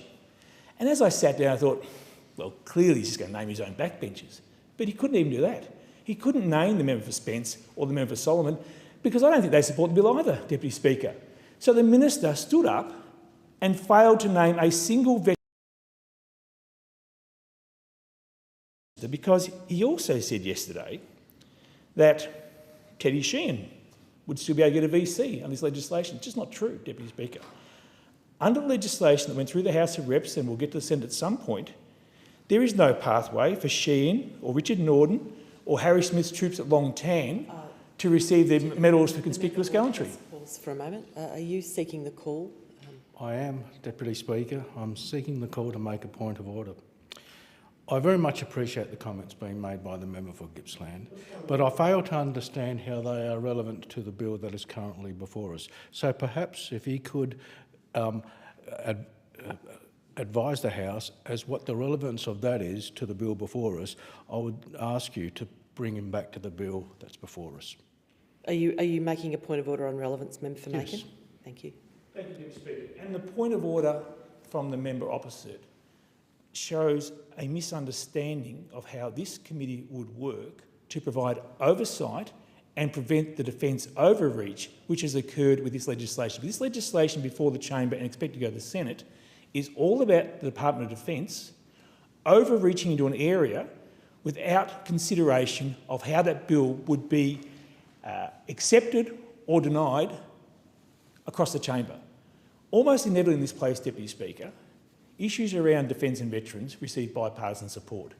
This bill is not receiving bipartisan support because it was given no consideration by the coalition before it got to the chamber. Now, if this Defence Committee was in place, we could have saved the minister from this debacle, because the minister has to admit that there is now no pathway under his legislation for Teddy Sheehan to receive Victoria Cross, for Richard Norton to receive Victoria Cross, or for Harry Smith's troops at Long Tan to receive that individual medals for gallantry. Now, the reason there's no pathway, Deputy Speaker, is because they'd be timed out by the 20-year rule the minister is imposing on the Honours and Awards Appeals Tribunal for reviewable actions. They would also fall foul of the legislation, Deputy Speaker, because family members are not allowed to initiate a review. The only ones who can initiate a review under the minister's legislation are people who are eyewitnesses or in the chain of command of the individual who committed the gallant act. So the minister has stretched the truth to a point where I think his colleagues on the backbench realise now that he is selling them something that is completely unsellable in the general public. And that is why, without any consultation, the veterans community is furious. The tribunal, the independent tribunal, is scathing of the minister and his claimed consultation because they simply were not asked. Now, Deputy Speaker, I want to end with this. 4 words. We will remember them. 4 words. Simple words. We will remember them in the oath of remembrance. It's not we will remember them when it's in a convenient time frame. It's not we will remember them when it suits us. This minister has placed a use-by date on we will remember them. On this side of the House, Deputy Speaker, we will always remember them. The formation of this joint committee would allow this disgraceful bill to be eliminated from the Parliament in the first place. I urge the minister to come to his senses and act in a bipartisan way. I call the member for Hasluck. Thank you, Deputy Speaker. Security is the primary duty of government, and defence is at the pointy end of that duty. And to this end, I'm really honoured to have Lieutenant Bijan Shekbi in my office as part of the Defence Parliamentary Program to really get a great sense and appreciation of the type of work, the skills and the capacity that he brings to the Defence Forces, but also that of his colleagues, peers and, importantly, their families. The Defence Parliamentary Program is a signature achievement, and I'm very proud to be part of it in terms of hosting defence personnel, but also being part of the exercise program, and being part of Exercise Pitch Black in Darwin was an extraordinary highlight so far of my parliamentary career. Now, in terms of this Defence Amendment Parliamentary Joint Committee on Defence Bill, early in our first term, the Joint Standing Committee on Foreign Affairs, Defence and Trade was asked to inquire into how Australia makes decisions to send our service personnel and their families abroad, but specifically the service personnel into armed conflict. That committee also regularly reviews the annual reports of the Department of Defence, although we already have parliamentary oversight via debates and estimates and the committee's existing remit. That committee concluded in the course of bringing down that report that those processes are not sufficient. In its report, the committee, then chaired by my friend the member for Bruce, recommended in Recommendation 6 that we establish a dedicated statutory committee focused on defence, being called the proposed Parliamentary Joint Committee on Defence, encapsulated by this bill and the virtually identical bill that lapsed in the last Parliament. The coalition members of that committee in the last Parliament supported that recommendation then, but failed to support the bill. Failed, notwithstanding that the same suggestion was made back in 2018 by the committee then chaired by the late Senator Jim Moreland, who called it a sensible and critically important reform. And I concur. I understand that the coalition will now support the bill, and I thank them for that, notwithstanding that their support is years late in an area of policy where delay, as the member for Hume suggested in his speech, is ill-advised. This bill complements the government's overarching work in defence, which finds its basis in the 2023 Defence Strategic Review by Professor Stephen Smith and Air Chief Marshal retired Sir Angus Houston.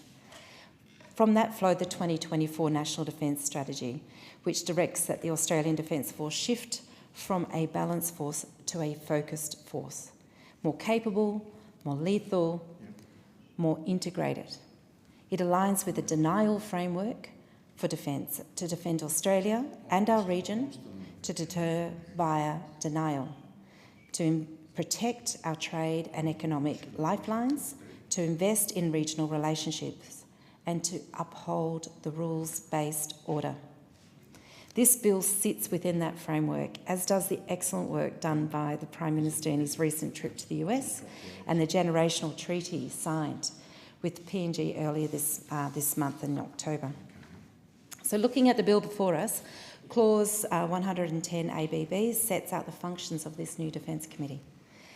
These are broader than the mandate of the current Foreign Affairs, Defence and Trade Committee. For example, Subclause E authorises the committee to examine and be appraised of war or war-like operations, including ongoing conflicts. Decisions to commit our ADF to conflict will not shift from the government to a parliamentary committee. That remains, of course, a constitutional prerogative of the executive. But this committee provides enhanced scrutiny, a mechanism by which this parliament can examine the decisions of the day, ask the hard questions, and further ensure public confidence. Members will note that the commitment of Australian forces to Afghanistan in 2001 or to Iraq in 2003 were contested decisions. Scrutiny might have produced better decisions in retrospect. This is not about second-guessing. It's about transparency and accountability in a democratic society. The committee will have other important functions, reviewing defence agencies and their budgets, scrutinising strategy documents and capability developments and acquisitions.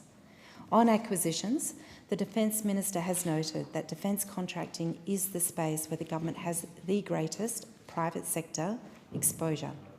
Defence contracts are large, high value and often span years in duration. They are, by their nature, high risk.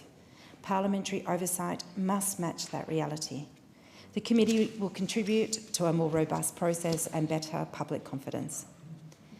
When the Joint Committee of Public Accounts and Audit reported on defence major projects from 21 to 23, including the Hunter-class frigate project, its recommendations emphasised the need for greater scrutiny and timely reporting. But that committee lacks the special access to classified information that this new defence-focused committee will have. This proposed committee would have been also a useful body to have in place when the coalition were trying and failing to make proper acquisition decisions during their decade in office. And I've spoken previously in this place of the Battle of Rabaul in 1942, and more than once. And why? Because it is a largely forgotten defeat, yet a necessary precursor to the attack of Darwin. The lessons from the Rabaul should shape the way we think about our forward posture today. Our interests extend beyond our borders and mingle with those of our neighbours. Preparedness for conflict is built on cooperation and with care, well north of Australia. The new Defence Committee will help ensure that we better understand these long-term imperatives. The bill also provides functions in relation to personnel and veterans, because our preparedness always depends on our people. Our enlisted personnel must have the best support to fulfil their duty and love their career. Including veterans in the remit is vital. This includes the way in which we care for defence personnel and veterans' families. And I was deeply privileged today to attend the Veteran Families Support and listen to the support stories of particularly women experiencing life as a support to a defence personnel. And the truth of the matter is families are part of the service. And I think the more we can think in that frame to ensure that they get the support that they need to support their partners in service is vital. Yeah. Both during and post-service, might I add.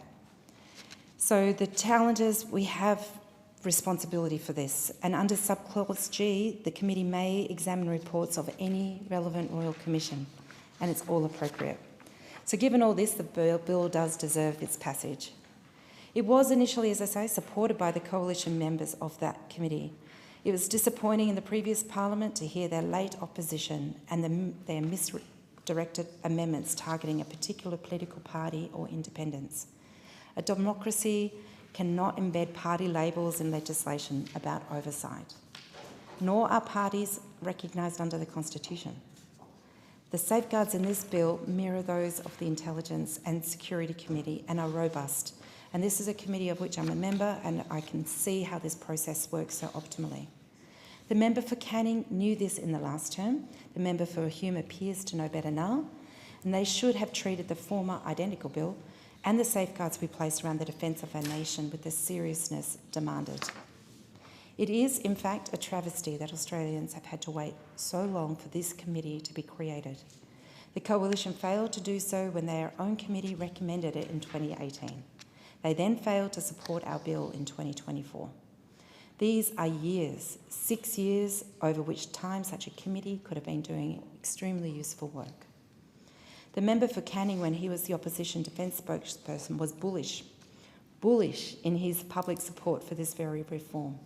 He told the Australian Defence magazine in 2024 that there is no independent Joint Defence Committee where tough questions can be asked in a classified protected space. He was right. He said such a committee would bring rigorous parliamentary oversight to defence policies and the ADF. True. But when the opportunity came to make these words a reality, when the bill came before the House in 2024, what did he do? He voted against it. He failed to support the very thing he demanded. So did the member for Hume, the current spokesperson, and other members opposite. That, Deputy Speaker, is the difference between conviction and convenience, between leadership and lip service. The Shadow Minister for Defence stood at podiums and spoke of transparency and accountability. Yet when the time came to cast a vote, he sided with the same obstruction that kept this reform shelved since 2018. Even after his own colleagues, including Senator Molan, had called it sensible and critical reform. So let's be clear, this isn't about partnership, it's about integrity. Partisanship, my apologies, it's about integrity. If you stand before the Australian people and declare that defence needs stronger oversight, and then you vote against it, you are not defending the national interest. You are failing the Australian community, failing the defence community, and failing your duty in this place. It's true that real oversight is sometimes uncomfortable, that it shines light in places and at times that may be inconvenient. This is precisely why we need it. Deputy Speaker, the Liberals cannot posture about patriotism, which is something like the member for Canning bangs on about all the time, and then yet vote against transparency. You cannot talk about defending Australia while refusing to defend accountability. There is no point talking about a big game on defence and security and delaying important reforms like this one. The Coalition might want to choose better where it plays its politics. So I referred to the 2024 strategy, shifting to an integrated, focused force, acknowledging that conflict is now more complex than ever. Integration means that war is no longer just the province of the military, it touches every domain. And so greater scrutiny is needed. Today, that need is greater than ever. Since the original review and strategy was set out, our strategic environment has continued to intensify. The National Strategic Review remains the cornerstone. It affirms that Australia faces its most challenging strategic environment since the Second World War. The government's 2025 to 29 Defence Corporate Plan underscores the transformation of the ADF into an integrated, focused force across maritime, land, air, space and cyber domains. And this new committee will have a role in seeing that those aims are met. In the 2025-26 budget, the consolidated defence budget was approximately $59 billion, an increase reflecting the government's response to the deteriorating strategic environment. The Chief of the Defence Force, Admiral David Johnson, has reinforced that we must be ready for the possibility of launching combat operations from our own soil. A paradigm shift from our traditional posture. Australia is accelerating moves in key capability areas. The government has committed to domestic production of guided missiles, long-range strike systems, and enhanced undersea, maritime and space capabilities. In my own state, a $12 billion investment into the Henderson Defence Precinct has been announced, directed towards ongoing naval shipbuilding and submarine support. And given all of this, the shifting strategic environment, the technological leaps, the build-up of regional tension, now is not the time for half measures. Oversight reforms, like the Parliamentary Joint Committee on Defence, becomes even more essential. Without them, we risk having capability upgrades which are unseen, unexamined and unaccountable. Our democracy deserves better, and our Defence Force will be better off for the scrutiny. Deputy Speaker, one of the most compelling reasons for this reform is that our present system of scrutiny is frankly fragmented. The Department of Defence own annual report lists an extraordinary array of committees that review one or another aspect of defence: public accounts and audit, foreign affairs, defence and trade, treaties, intelligence and security, and the various estimates hearings across a dozen portfolios. Each does valuable work. But as Defence itself acknowledges, the oversight is dispersed. No single committee holds the mandate, the expertise or continuity to examine a whole system of strategy, capability, procurement, expenditure and operational readiness. That means Parliament's focus can be episodic and reactive, not strategic and sustained. Defence planning and investment operate on decades-long timelines, and billions are committed before the first hull is laid or the first system commissioned.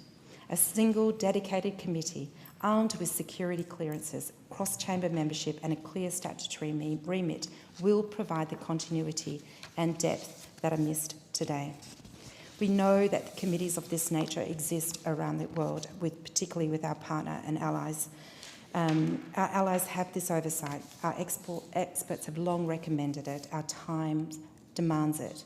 And I hope that at last, this Parliament and with this bill, we will finally deliver it, and I commend the bill to the House. Thank you. I call the member for Wentworth. Deputy Speaker, I rise in support of this bill in establishment of the Defence Committee. The reason I think this is a really important move, and it's one that I wholeheartedly support, because let's look at why. I think we look at our strategic environment, and defence is only more important now. And it's only a more important consideration for this Parliament and for future Parliaments than it has been before. We do live in uncertain times, and our defence community and our defence forces are absolutely integral to maintaining our security. I must say I was really surprised to see that defence was actually covered in a joint committee with Foreign Affairs and Trade, and then Foreign Affairs and Aid. I sought to actually join the Defence Committee this term, and have joined the bigger committee because I thought it was such an important area. But again, I was very surprised because defence is such an important part of our country and our security. It is such an important part of our budget. I just assumed that the Parliament would have a standing, standalone defence committee, as partners such as the US and the UK have. And so I think it's a very common sense recommendation from the former committee that this be established, and I think it's very common sense to actually establish it in this Parliament, because we need accountability, transparency, and we need a sort of a depth of examination of defence because of the incredibly important role that it plays. And I think we also need to recognise that to have proper scrutiny of defence will, on occasion, require a different level of security clearance and a different level of security disclosure than in the normal case of committees. So I just wanted to then talk briefly to the composition, and I support the composition that has been outlined in the papers, but I'd like to make a few comments to it. It's going to be 7 government, 6 non-government members. What I'd like to urge the government and future governments to reflect on the composition of the Parliament and the composition of the votes in the country, and make sure that the Defence Committee reflects that, because around a third of Australians did not vote for the major parties in the last election, and that's a similar level to the previous election. And in areas such as defence, which are so important, if there are no voices to represent or that third of the country that did not vote for the major parties, then I think that actually reduces trust in the system for all those people who were seeking to be represented by alternative members of the community. So I think that the government should bear that in mind in relation to who it puts forward and who goes onto this committee. I'd also like to note the opposition's concern that that there could be crossbench members of this committee. I would like to note, that from a security point of view, there's been various slurs, I would say, made at crossbenchers. Not slurs is probably a bit of a harsh term. Imputation. Yeah, sorry, I'll withdraw that. Constructive rejection of crossbench contribution here. I'd like to make the observation that I'm on the Economics Committee. Last term, we actually had a breach of confidentiality on the Economics Committee. And the only person who couldn't have done that is a member of the crossbench, because I wasn't present for that meeting. Members of both the major parties were. So in that particular meeting, it was the RBA meeting, I'm saying this to a fellow member of that committee. Oh, you weren't actually, sorry, I'm confused, Gordon. But I think the point is made that I think that with the right selection of people, you can have a degree of confidence. A final comment that I would like to make is actually about a broader issue on transparency. I note that in some of our partners, like the US, the Committee for Defence is a very public body, as well as dealing with matters of high security. And I think we should consider that in this parliament, because defence should be more of a national conversation than it is, particularly in the times that we find ourselves. And I think that the committee could act in terms of how its hearings are developed and how it's held as a way of opening the conversation with the Australian people about the needs and the priorities of our defence forces, and also how that affects and reflects the priorities and needs of the rest of our country. I think that is something that we should consider, because defence is not something in isolation. The country, including particularly businesses, but also communities, are at the heart of national security, and so therefore they need to be engaged, I think, with this question of how we keep our country safe. And I think they need to be aware appropriately of some of the challenges currently facing our country in terms from a defence point of view. So thank you. That is time. It now being 1 p.m, the member is interrupted and debate is adjourned. Resumption of debate will be made an order of the day for the next sitting. And I call the member for Menzies. I move that the Federation Chamber do now adjourn. The question is... Sorry. Okay, sorry. Mr Boyce, are you going to second that motion? Yeah, I'll second that. Thank you. So we'll now move to the adjournment, and I'll call the member for Wannon. Thanks, Deputy Speaker. And I rise this afternoon to talk about the need for action when it comes to childcare in my electorate of Wannon. We currently have a childcare drought in the electorate of Wannon, and we need urgent action when it comes to childcare. Now, the government has talked a big game about universal childcare and various things that came out of a Productivity Commission report. But the fact of the matter is, what we actually just need is childcare delivered into our region. And there's many, many quick ways that the government could do this.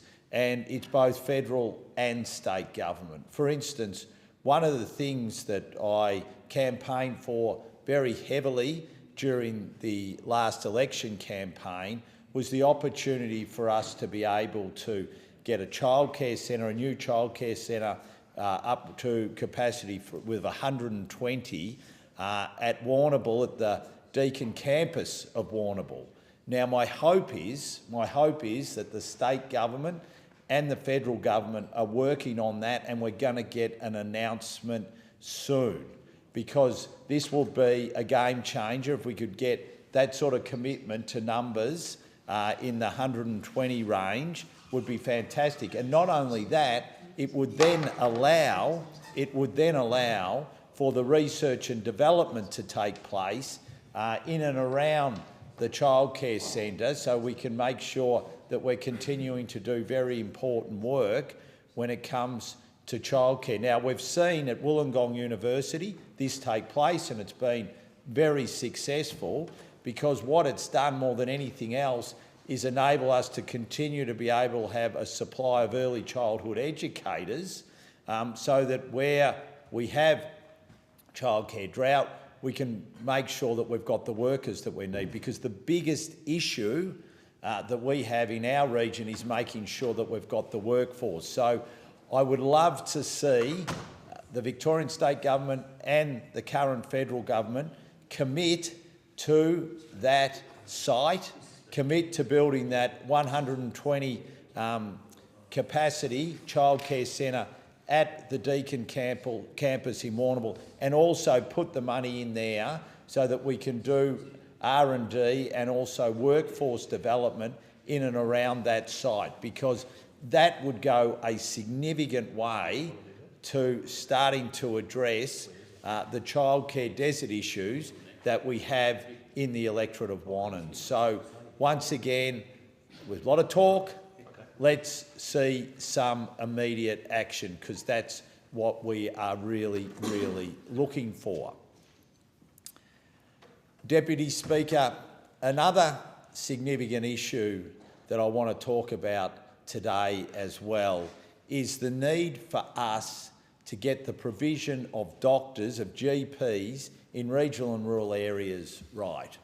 Now, the Prime Minister talked a big game before the last election when he used to pull out his Medicare card and say that's all you'll need to go to the doctor.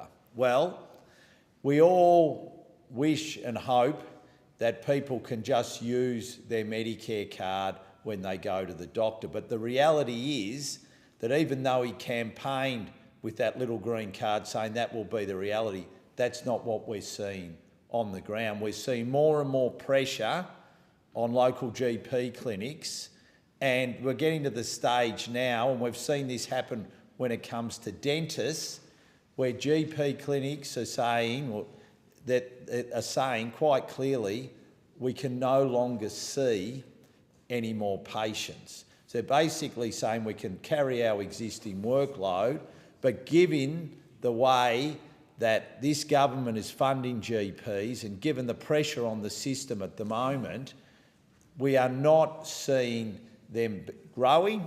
We are not seeing new GPs setting up businesses. And sadly, we're not seeing an honouring of that commitment that all that you need when you go to the doctor is your Medicare card. Now, the Prime Minister has to come clean. Like he hasn't on the $275, which was meant to come off your electricity bill, he has to come clean and admit he's also got it wrong when it comes to Medicare. Thank you. I call the member for Robertson. Thank you, Deputy Speaker. And today I'd like to recognise in this Parliament an outstanding medical professional and doctor on the Central Coast, Dr Colette Hourigan.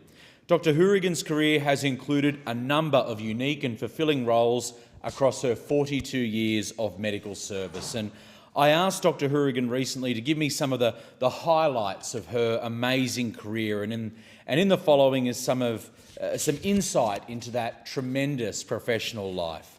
So Dr Hourigan grew up in the northern beaches of Sydney and attended local public schools, and she graduated from Sydney University and then went on to work at Royal North Shore Hospital, where for the first 2 years of her working life as a doctor, that corresponded with the New South Wales statewide specialist doctors' strike. Dr Hourigan then decided to help solo GPs working in remote areas undertaking locum work to give them much needed reprieve.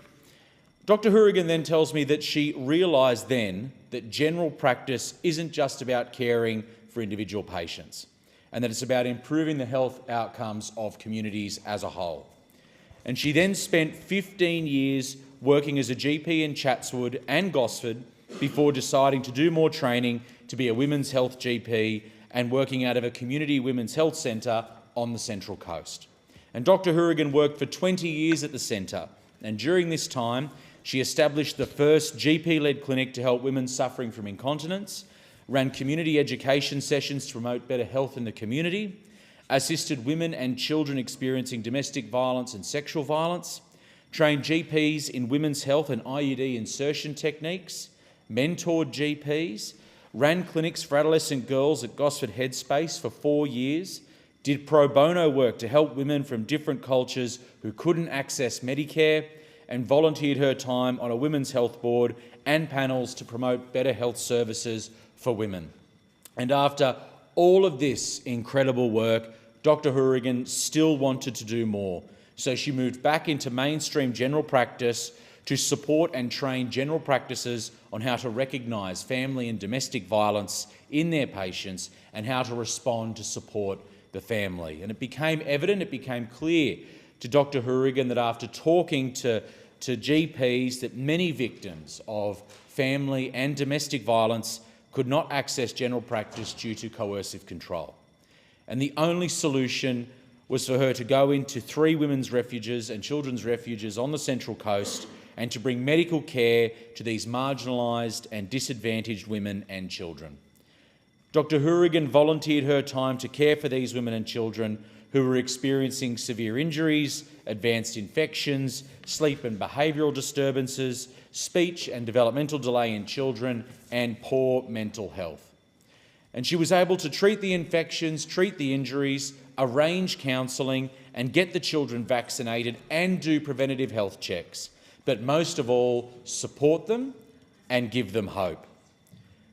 Dr. Hourigan was supported by a nurse and had a very dedicated speech therapist to assess and help the children. This early intervention was invaluable to their engagement in education, and many of the women and children that Dr. Hourigan treated were Aboriginal Australians. Dr. Hourigan has said that her work during this period was very rewarding and that it meant a great deal to be part of a team that was helping Aboriginal women, helping Aboriginal children reconnect to country, reconnect to spirituality and also kinship. The strength and resilience of the women and children in the refuges never ceased to amaze Dr. Hourigan. And when I found out about the Refuge Medical Outreach Service, I wanted to do everything I could to support that service, and the service now has a paid doctor, a speech therapist, an occupational therapist and paediatricians working at that refuge. And there's also been research papers published on this service's work. And Dr. Hourigan also ran an outreach medical clinic for Aboriginal women undergoing drug and alcohol rehabilitation, provided trauma-informed care for women with complex mental and physical issues, and promoted better management of menopause and other hormone-related conditions, and worked to improve the outcomes of women experiencing endometriosis who can't afford therapy. Dr. Hourigan says that she has been very fortunate to have been trusted by her patients and community, and it has enabled her to address healthcare inequalities on the Central Coast. But now Dr. Hourigan is retiring. And can I just place on the record my immense appreciation for a spectacular career dedicated to helping and supporting patients, particularly women and those in our community who are most vulnerable. Dr. Hourigan leaves behind a legacy, and I wish her all the best in her retirement. You'll be greatly missed by the medical community. Thank you, Dr. Hourigan. Thank you, Deputy Speaker. Member for Flynn. Thank you, Deputy Speaker. And don't you just love it when the Whip's office rings you up and says, can you do an adjournment speech, and gives you 5 minutes' notice? But anyway, it's called running the political ball up, and I'm quite prepared to do that. And the subject I'm thinking about that I'd like to make some comment on is the recent announcements in respect to Tomago alumina smelter at Newcastle, how that might affect the alumina sector in Gladstone. Now, as you know, I represent the Flynn electorate in central Queensland, which is Gladstone and the wider central Queensland area. Gladstone is obviously the big port there, the largest multi-commodity shipping port in Australia. We have the CSG gas industry at Curtis Island, the 2 alumina refineries and the alumina smelter, Rio Tinto. We have the Gladstone NRG power station, 2 other coal-fired power stations, the largest cement kiln in Australia, Australia Cement. And these announcements recently in respect to the closure of Tomago, that will also wash through and possibly affect the goings-on of the alumina sector in Gladstone. Rio Tinto, as you know, has recently flagged the possible closure of NRG Gladstone Power Station, and under the AMO guidelines they have to flag this 3.5 years out before this possible closure. And the big question is, what does that mean for all of this heavy industry that goes on in central Queensland? Now, we know AGL has got a 42% stake in that power station, and they have had that advertised for sale for some time. We also know that they have written off their assets to the tune of $1.4 billion a couple of years ago, which all points to the question of how will the alumina sector, and particularly the smelter in Gladstone, survive, given the fact that they have now flagged the closure of Tomago in New South Wales. Now, this all revolves around the whole renewable energy argument, the whole net zero argument, and the cost of energy. And it is the cost of energy that is the principal driver behind the closure of these huge industrial precincts and the loss of thousands of jobs, particularly in Newcastle with the forecast closure of Tomago. And I ask the question, is the same thing going to happen in Queensland at Gladstone with the alumina sector and all of the other heavy industries that rely on reliable energy and affordable energy? Now, one of the problems with all of this is the whole push to renewable energy. In the Flynn electorate, I'm dealing with 96 renewable energy projects of various kinds, and they are in various stages of getting their approvals and so forth. But the biggest problem they have is that many of the projects do not have financial closure. And the reason that they don't have financial closure is because the proponents cannot guarantee these investors of a minimum return for their investment. Many of the proponents I've spoken to are looking at a 10 to 15% minimum net return on their investment. So for an example, if it is a $1 billion project, they're looking for 10% return, $100 million a year. Now, the proponents are busily trying to get the investors to sign up and commit the money, but the investors won't do that because they're not guaranteed of this return. And that is why the government has invented the Capacity Investment Scheme, where the Australian taxpayer will be asked to underwrite a minimum profitability for these projects. Now, the problem I've got with that is that we don't know what that's going to cost. Now, if you go into the forward estimates in the budget, that's restricted information. And I think Australians deserve to know exactly what they're signing up for in respect to the Capacity Investment Scheme. Now, the other issue is that many of these renewable energy projects, if and when they are built, they are all predicated on offtake agreements. So the offtake agreements involve the big energy users, and particularly places like Rio Tinto's smelter in Gladstone. Now, with the closure or the possible flag closure of Gladstone Power Station, how can the renewable energy sector, and the AEMO for that matter, guarantee a reliable source of energy for that smelter? And there are thousands of jobs at stake here, and what we need is somebody to answer these questions and guarantee their jobs. I call the member for Chisholm. Thank you so much, Deputy Speaker. On Friday the 24th of October, I was delighted to host my 4th Caroline Chisholm Volunteer Award ceremony. My electorate is named for Caroline Chisholm, arguably Australia's most famous volunteer. Now, this is an award ceremony that was started in 2001 by my predecessor in Chisholm, Anna Burke, and recognises the difference volunteers make in our community through their service.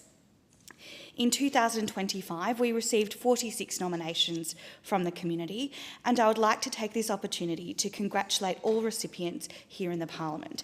Thank you for all that you do. The recipients were Leanne Thomas, Jennifer Cameron, the late Ian Schofield, Christopher Ma, Stuart Redman, Victor Huang, Gina Calandra, Keith Irwin, Barbara Donaldson, Norma Schultz, Carl Dagong, Graham Bond, Ennio Orlandi, Dr. Satha K. Sathanathan, Albert Turt, Matthew Hutchinson, Nancy Yang, Margaret Walsh, Elspeth Martin, Canwell Verma, Subhash Chandra, Lucy Haberfield, Clive Allen, Jag Bal, Stuart Amos, Gwen and Ted White, Robert Renshaw, Saleha Singh, Jenny Davies, David and Sandra Briggs, Kath Fisher, Elizabeth Davey, Margaret Panetta, Sam Daniel, Ashley Newell, Justin Wilson, Adelina Van der Zee, Bihong Wong, Trevor Huff, Maureen Balsillie, Janice Yu, Anne Findlay, Michelle Lawson, Scott Munnings. Thank you once again for everything you do for our community. On Friday the 10th of October, I had the privilege of attending the White Horse Scouting District Annual Report and Awards Presentation Night.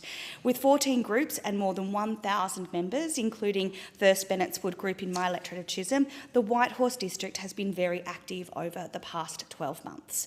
And I'd like to put on the record my thanks and congratulations to White Horse District Commissioner Liesl Coulthard.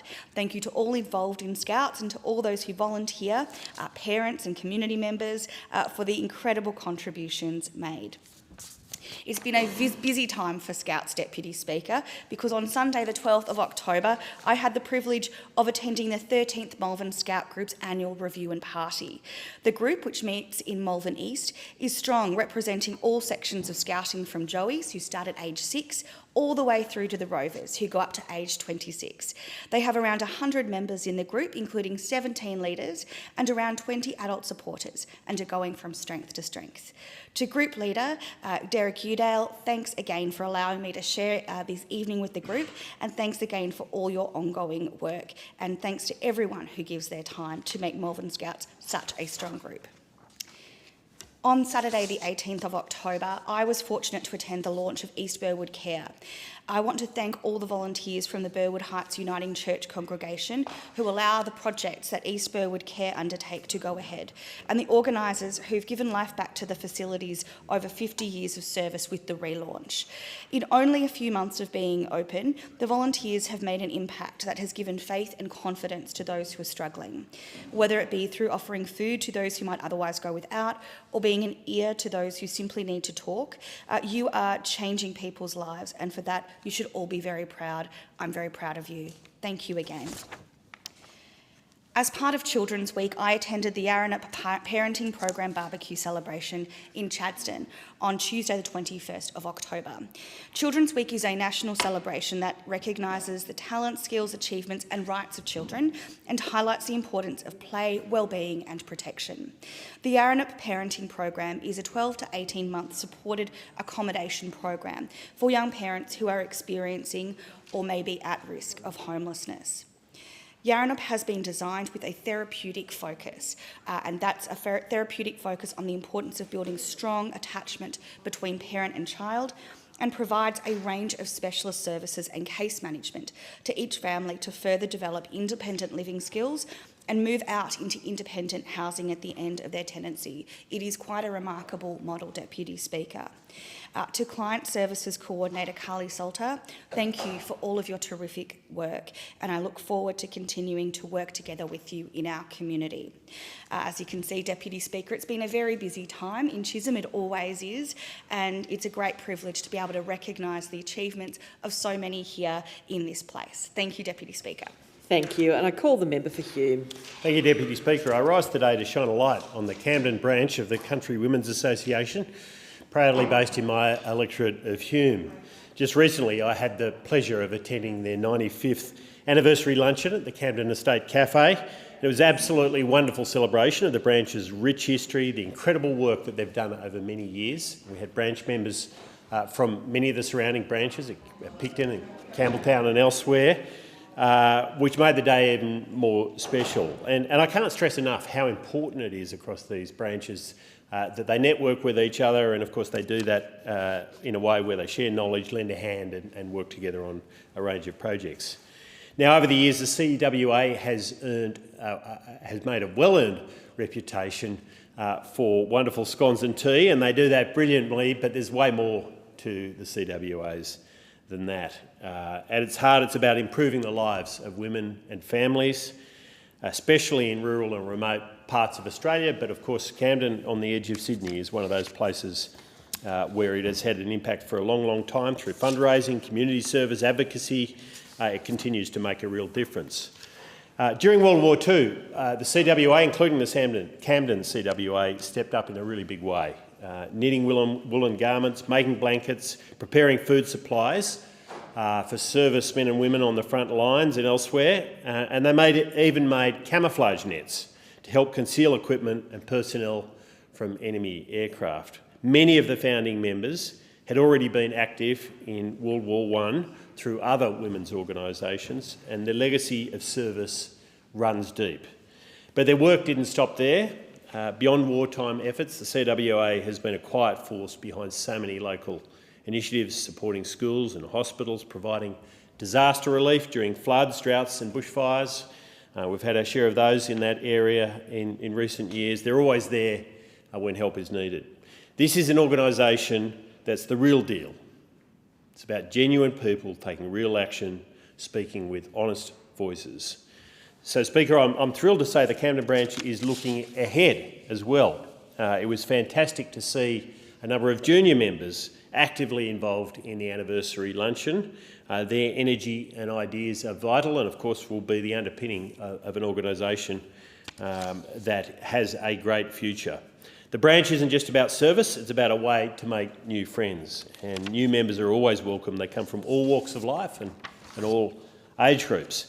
This week it held its annual general meeting, and a big congratulations to Darlene Burkhart, who was re-elected as president. She's backed by a passionate committee of volunteers who give their time and energy to keep the branch thriving. They meet every third Tuesday of the month, and I encourage anyone interested to go along. I'm also proud to share that CWA Camden was recently nominated for the 2025 South Western Sydney Volunteer Team of the Year, and that was celebrated at the Campbelltown Catholic Club just recently, a fitting tribute to 95 years of service.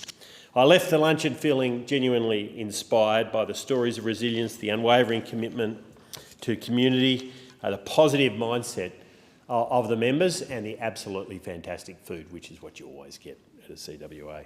I'm really looking forward to joining them in 5 years' time. Looking ahead to celebrate their centenary, the countdown to 100 is officially on. It's organisations like these that hold our wonderful community together. Thank you. And I call the Minister for Agriculture, Fisheries and Forestry. Thank you, Deputy Speaker. Can I say what a pleasure it is to be able to get up in this place and talk about mental health in our community, given that October is Mental Health Month across the globe. It's really a time to raise awareness and promote the importance of mental health and wellbeing across the community. This month is encouraging open conversations, self-care, and is a reminder to all of us to seek the help when we need it. This is something, of course, that we know touches so many families, workplaces and communities right across the country, including the ones I represent in the electorate of Franklin. I hear from parents in our local community all the time about their children, their anxieties about their elderly parents who might feel isolated or alone, and just how hard it has been for people to be able to access services for mental illness support in Tasmania. It is becoming more and more difficult, and certainly it has been difficult for well over a decade now. We just do not have the health professionals that are required to support the number of Tasmanians living with mental ill health. Around 11% of Tasmanians are living with long-term mental health conditions, which is much higher than the national average. According to some of those statistics, around 43% of Australians have experienced a mental disorder at some point in their life. And among young people from 16 to 24, that jumps to around 39% just in the past year alone. So this is a significant issue in our local communities right across the country. And that's why, of course, our Albanese Labor government is actually taking some real action to make sure that mental health care is available when people need it and closer to home. We're strengthening Medicare, of course, by putting some mental health services into communities. Already, 50 Medicare mental health centres are opened across Australia, and by 2029 there'll be 91 of them. And I'm pleased to say that there will be one in my Franklin electorate, and that will be in addition to the ones that are already open in Launceston and Devonport, and a new one that will also be opening in Burnie as well. So that'll take it from 2 to 4 in my home state of Tasmania. We're also, of course, making the biggest investment in youth mental health in Australia's history, investing $920 million alone this year in Headspace, the National Youth Mental Health Network. That includes more funding for Headspace in Hobart, which supports young people from across southern Tasmania, as well as centres in other parts of the state. And I've spoken previously in this place how pleased and proud I was to be able to deliver on a commitment to have a new Headspace on Hobart's eastern shore. That will be located at 120 Cambridge Road in Bellerive, and I know that many young people in our local community are looking forward to that facility opening up in coming weeks and months. We know that Headspace provides support in key areas such as mental health, physical health, sexual health, alcohol and drug support, so it's much broader than just mental health support for our young people, but it's really a place where they can reach out and seek early intervention and support before their issues become more severe. So this will play a really critical role in our local community. Our government has also opened 3 Medicare mental health hubs across Tasmania, which are there to provide a service for children under the age of 12. And we've created 20 new youth mental health and wellbeing services across Australia. And again, there's going to be one in Tasmania, which I'm really pleased to say, and I'll be really pleased to see. And this is about young people with complex mental health needs, such as early psychosis or personality disorders, so to make sure that they can get the specialised care. So Medicare, mental health clinics, more headspace support in Tasmania, and that early psychosis support as well. So this is quite an addition to what is available in Tasmania, and as I said, Tasmanians have been finding it particularly difficult to get the support they need. The reality is, of course, that mental health and your access to that support shouldn't depend on your postcode, and unfortunately in Tasmania that has been the case. And so I'm really pleased that our government is stepping up and supporting mental health services in our local community. So on World Mental Health Month, I want to thank all those people involved, whether it's your local men's shed, your community centres, the experts, the clinical people providing that care, but that care is so critical in my home state of Tasmania. I also want to take just my last few minutes to acknowledge it's a special Australian woman, Carol Munford, who won the Rural Women's Award here in Parliament House on Tuesday night, because she's doing some extraordinary work in the world of shearing, in shearing sheds and supporting people there with their mental health and wellbeing. And it was terrific to see that on the national stage on Tuesday night here in Canberra. So I just want to say a big thank you to all of those people raising mental health and its importance in our local community and providing those supports that are available to so many across our community. Thanks. The question is that the motion be agreed to. All of those of the opinion say aye. The contrary, no. I think the ayes have it. The Federation Chamber now stands adjourned until 10:30 Monday the 3rd of November. Thank you.